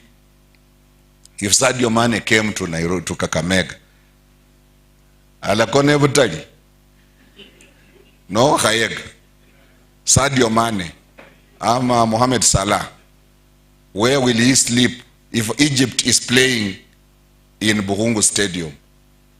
You know, Kakamega gets very empty in the evening. Everybody goes home. The next one was, through research and innovations, we need to go into our culture, and that came out through our chair. Mushira, you talked many things, and I picked them. I think what you have brought, I will guide the team that we will have download section of the documents that were discussed. In fact, they're going to guide us to write the real resolutions. But this is just a guide. So we have a website, and our friends outside have been following even what we did, and even what we are talking, they are following. Youth to be integrated into development and through various programs. Yes, that we have said. Promote cultural assets to benefit locals who are the rightful owners. Build bombers of Kakamega. This is a dream, and we must continue to talk to our governors. We had invited the CC for social and culture here in Kakamega, but joined the governor in other activities. But we will do this document, and we will visit the governor with some requests to be considered in the next annual development plans, so that we can see some of them coming through. And then lastly, language. Language, Daktari said it is the key. A unified language is critical to success and promotes business and economics. that we will be able to make money and we will be solid, we will be united. Let us try. My children are married to Munyore, so Kigami is my brother-in-law and many Wanyores. Anyway, I get them, I have to be careful. You know, they might just take away what is rightfully mine. So, my kids end up talking Swahili or English because Kikabras and this we speak and we mix. But the bigger ones have started asking, what is this? And now they speak, they do it and say on our family WhatsApp, we start talking our mother tongue. So that sometimes they laugh at some words, but that is it. So we are going to write properly our resolutions. If there is a,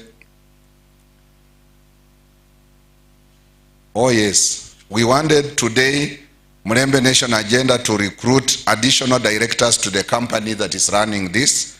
We wanted all the 5 counties to have directors. So do we really have the numbers? The ones we have is Kakamega and Vihiga. Bungoma, there was a banker. Yes? Bungoma, what's your name? Dan? Dan Lukorito. We are Wekwendani from Bungoma. We are now left with Transoya and Busia. Busia. We will look for them on the group so that we fill them. An announcement now that I will make is that next year we are going to determine the date, but the next Mulembe Nation Summit will be held in Vihiga County. Vihiga County. We want to take services closer to the people so that they can also feel the warmth of the chair and the guests who will come. So with those very many remarks, I would like again to return a very big thank you. You know, I'm speaking in Kiluya and in English. I'm returning thank you.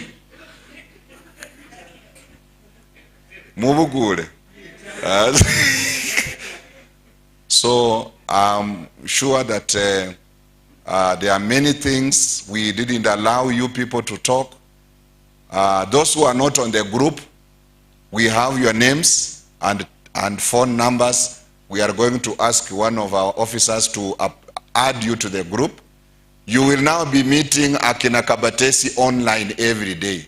Chimwaka mulolo. Mwaulira kulia bere mululu. Sasa ndio huyu mnashikashika tu mkiongea ati hao si watu tunakaanga nao hivi hivi, ni watu wakubwa. So we would like to thank you as a committee, and if you can help us clear something that is still pending, that will be allowed, so that we do not have any extra money we don't have. We want to make sure we leave here when we have settled all our bills, and that is what the chairman is saying. So thank you very much. I really appreciate Lubao FM. There is something I must thank the team. You guys, how do you manage to transmit what we are talking? What in Nairobi in the US have been saying, we are seeing. How do you do it? That one, I think. Next time, Dr. Anami, tafuta wa vijana, I think they will send our message very far. We want to work with them, mentor them, support them, and they will go far. You guys, please time some of these positions. Yeah, and we should incorporate our youth, our technical guys in the group. They will be guiding us the way we involved Sajita. And we put also our wazes. I know that we wanted to get some more, but we were not able. We wrote letters. We also wanted to bring in Ambwere, would have come if he was not feeling very well. We wanted somebody who can give us a rich history, even if he just stands here and tells us one word. So next time we are going to recognize our senior members who have contributed immensely in whatever sector. And I think as Mulembe, it is just my proposal that let us come up with some awards. We can come up with our own. Kama tumeona mtu fulani amefanya kitu ya maana kabisa, tuna support. Mheshimiwa Kagame amekuja na request kwamba he has something to do with solar and so on, and he has been with us even when we were in Nairobi Kilimani. He came and gave a speech. I like the resilience. Daktari Saisi, let us work together. Ukiona tunaongea ni sauti yenu ndio inaongea. Mmeona we are a big number. I really am overwhelmed by your coming on short notice, and you left everything else. We had funerals, we had many events, even here at the stadium, but you came. So thank you very much. Even those who travel from far, we can now remain behind and talk and maybe have tea and network. We are not in a hurry to go anywhere. Tukikosa mahali pa kulala, the chairman will accommodate you, the chairman. Thank you very much. So we can invite the prayer. Thank you. Mama Margaret, do the necessary kindly. Asante, karibu. And then Pastor Charles Oduor, come forward for a word of prayer.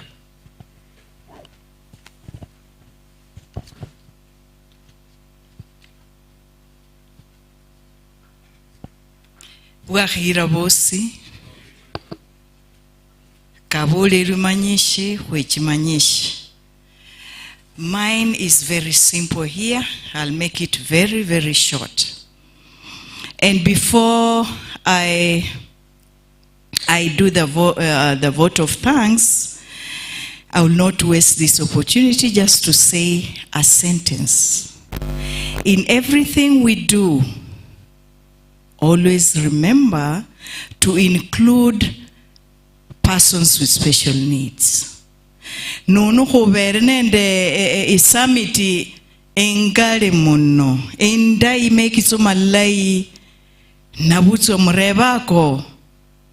Are you aware that amongst us lawyers khubere nende vandu bakhinyaliranga ta abled differently? How about those who have hearing impairment? Bahulire mahubaka huireve huirekebishe. Next time we have this opportunity, let's include everybody, persons with special needs. Neko kaenze na somera mpaka mbole kulihowa. Investors, all those, whatever you do, involve persons with special needs. Asante muno. Khwenya khusanditse Nyasaye. Nakhali Nyasaye ukhunyalili litukhu lino shikhubere khwanyala ta. There was a time even when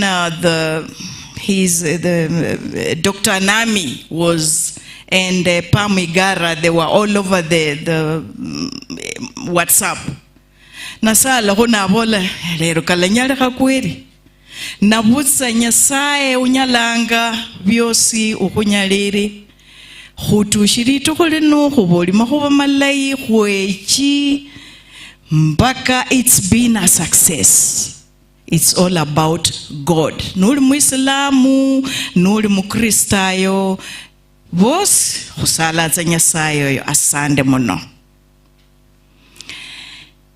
I want to thank the coordinators, the balangwa barina organizing committee led by the chairman, Mr. Sunguti mjomba asante muno kwekasi yohola nende chief coordinator daktari Anami mwahole kasi ndai sana nende bosi ba organize a summit yino nenyamwe kitsukhutsa mahobi kabandu bakhawulira bulayi bakhupanga manyi His Excellency is there. Maybe you will sign on his hand, the former deputy, as I teach you claps for those who are hearing impaired. I know some of you are already signing. Nara hotsa ine ihasi mwekitse mahukopera organizing committee led by Dr. Anami and the able Mr. Sunguti. Babare mahobi. Babare mahobi sign on His Excellency Sande muno organizing secretary organizing committee hukosi kamwahola mwalomba litukulinu revere very successful. All the honorable members who graced this occasion led by special advisor umwami weru bamulanganga Professor Kibisu Kabatesi, Mama Elsie Abermunu, former deputy governor of Vihiga Munu, His Excellency Kigame Umunu Woli Mahoba Malaikene nende bacheni bosi baruli mubwami khumusanditsanga. For these ones we shall give a very loud clap. One. Sande muno khubukula buyangu khwitsa khulikitsa khandi mukhwekitsa makhuba malaikene. Vosi, just before I go to those who presented, I want to hail the mighty Lubao FM, their patience. They are there to support the communities. Lubao FM, hoba hopere mahobi kapapa lulala. Asande muno Lubao FM. Nindula Lubao FM Nyenyanga. I want to hail the elder chairman wa Baluya. Baluya Kenya Wendele and those kingdoms. I was in one occasion and I saw the Tesos. The Tesos still have very strong kingdoms. Umanye khubahole and those kingdoms Papa Wahabere ni the king of the Luyas. We want to be proud of you and all your team. Let's clap for the chairman, Luya elders, and all the elders. One. Asande mono. Hwenyanga husanditse bosi bakubolera khutsaba khwekitsitsa makhuba malaikene. All the presenters, I listened very keenly to all of them. See how we can just change lives. They have shared their minds, the Tikolos, the Mohanjis, Bosi, Khalininzi Ramira, Mombere, Mononono, Bosi Biti Kutsahanu, Bahwekits.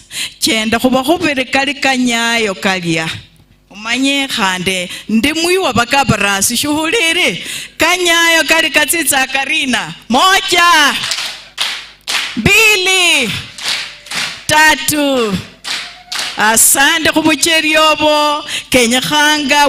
We just need to build on that and move forward as Luyas. bosi ba go bokole go tsa buyango bweru mahwitsi go igale go lishitse go babola magoba go bokola tse notes kenda go igobele go tsa magobe lala khabere khabaka bantu ba kholitsa ikasi tsa for this summit to have been successful. So many people have put their heads together, their time, their resources. Khale no go bere go tsana sponsor was asande mobabore go sanditse go yanzi mono go ka ba kholele bulala ne shindu shikale sana baluya beru go beno bulala Nyasaye aholindi. Asante. Asante. Nashukuru sana Mama Margaret kwa hiyo nafasi, kushukuru wote ambao tumeshirikiana. Asante pia, tuwashukuru pia wale ambao wametazama kwa mtandao kwa sababu pia wamefuatilia kutoka sehemu tofauti. Tunasema asanteni production team ya Lubai FM pia heko kazi mzuri. Sasa nitaomba sote tusimame tupate ombi la mwisho kutoka kwa Pastor Charles Oduor.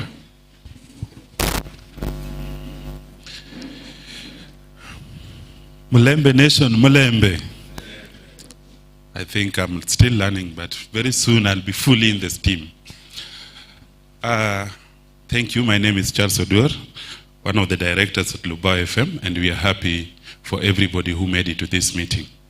And because we began with him, let's give him the glory once more. So we may bow down our heads as we give thanks to Almighty Father. Everlasting Father, we thank you for this far that you brought us. Thank you for the strength. Thank you for the minds that you've enabled to come together to create this such a wonderful deliberation. We thank you for the objective of this Mulembe Nation as a society, that Jehovah God, whatever objective that they have all listed and set as an agenda, let it be accomplished in our society today. We pray that our children and our generation shall benefit from whatever thing that is being founded today. That Jehovah God will walk in a breakthrough. And we pray for the committee that they will get favor before other stakeholders, favor to acquire resources, favor before governments, favor before sponsors that will stand with them and will make this thing a big thing and a success for the Mulembe community. We thank you as we depart from this place. We pray that you may guide our steps and order our ways and keep us safe as we, oh God, head towards our homes. Thank you for each and every person that contributed into this activity. We pray that you may bless them and keep them strong for the betterment and for the growth of this society. We worship you and we bless you, for in Jesus' name we pray and believe. Amen. A little bit of music. Chai iko pale nje tafadhali, hata kama ni saa moja kuna chai pale nje as we are free to depart. Asanteni sana. DJ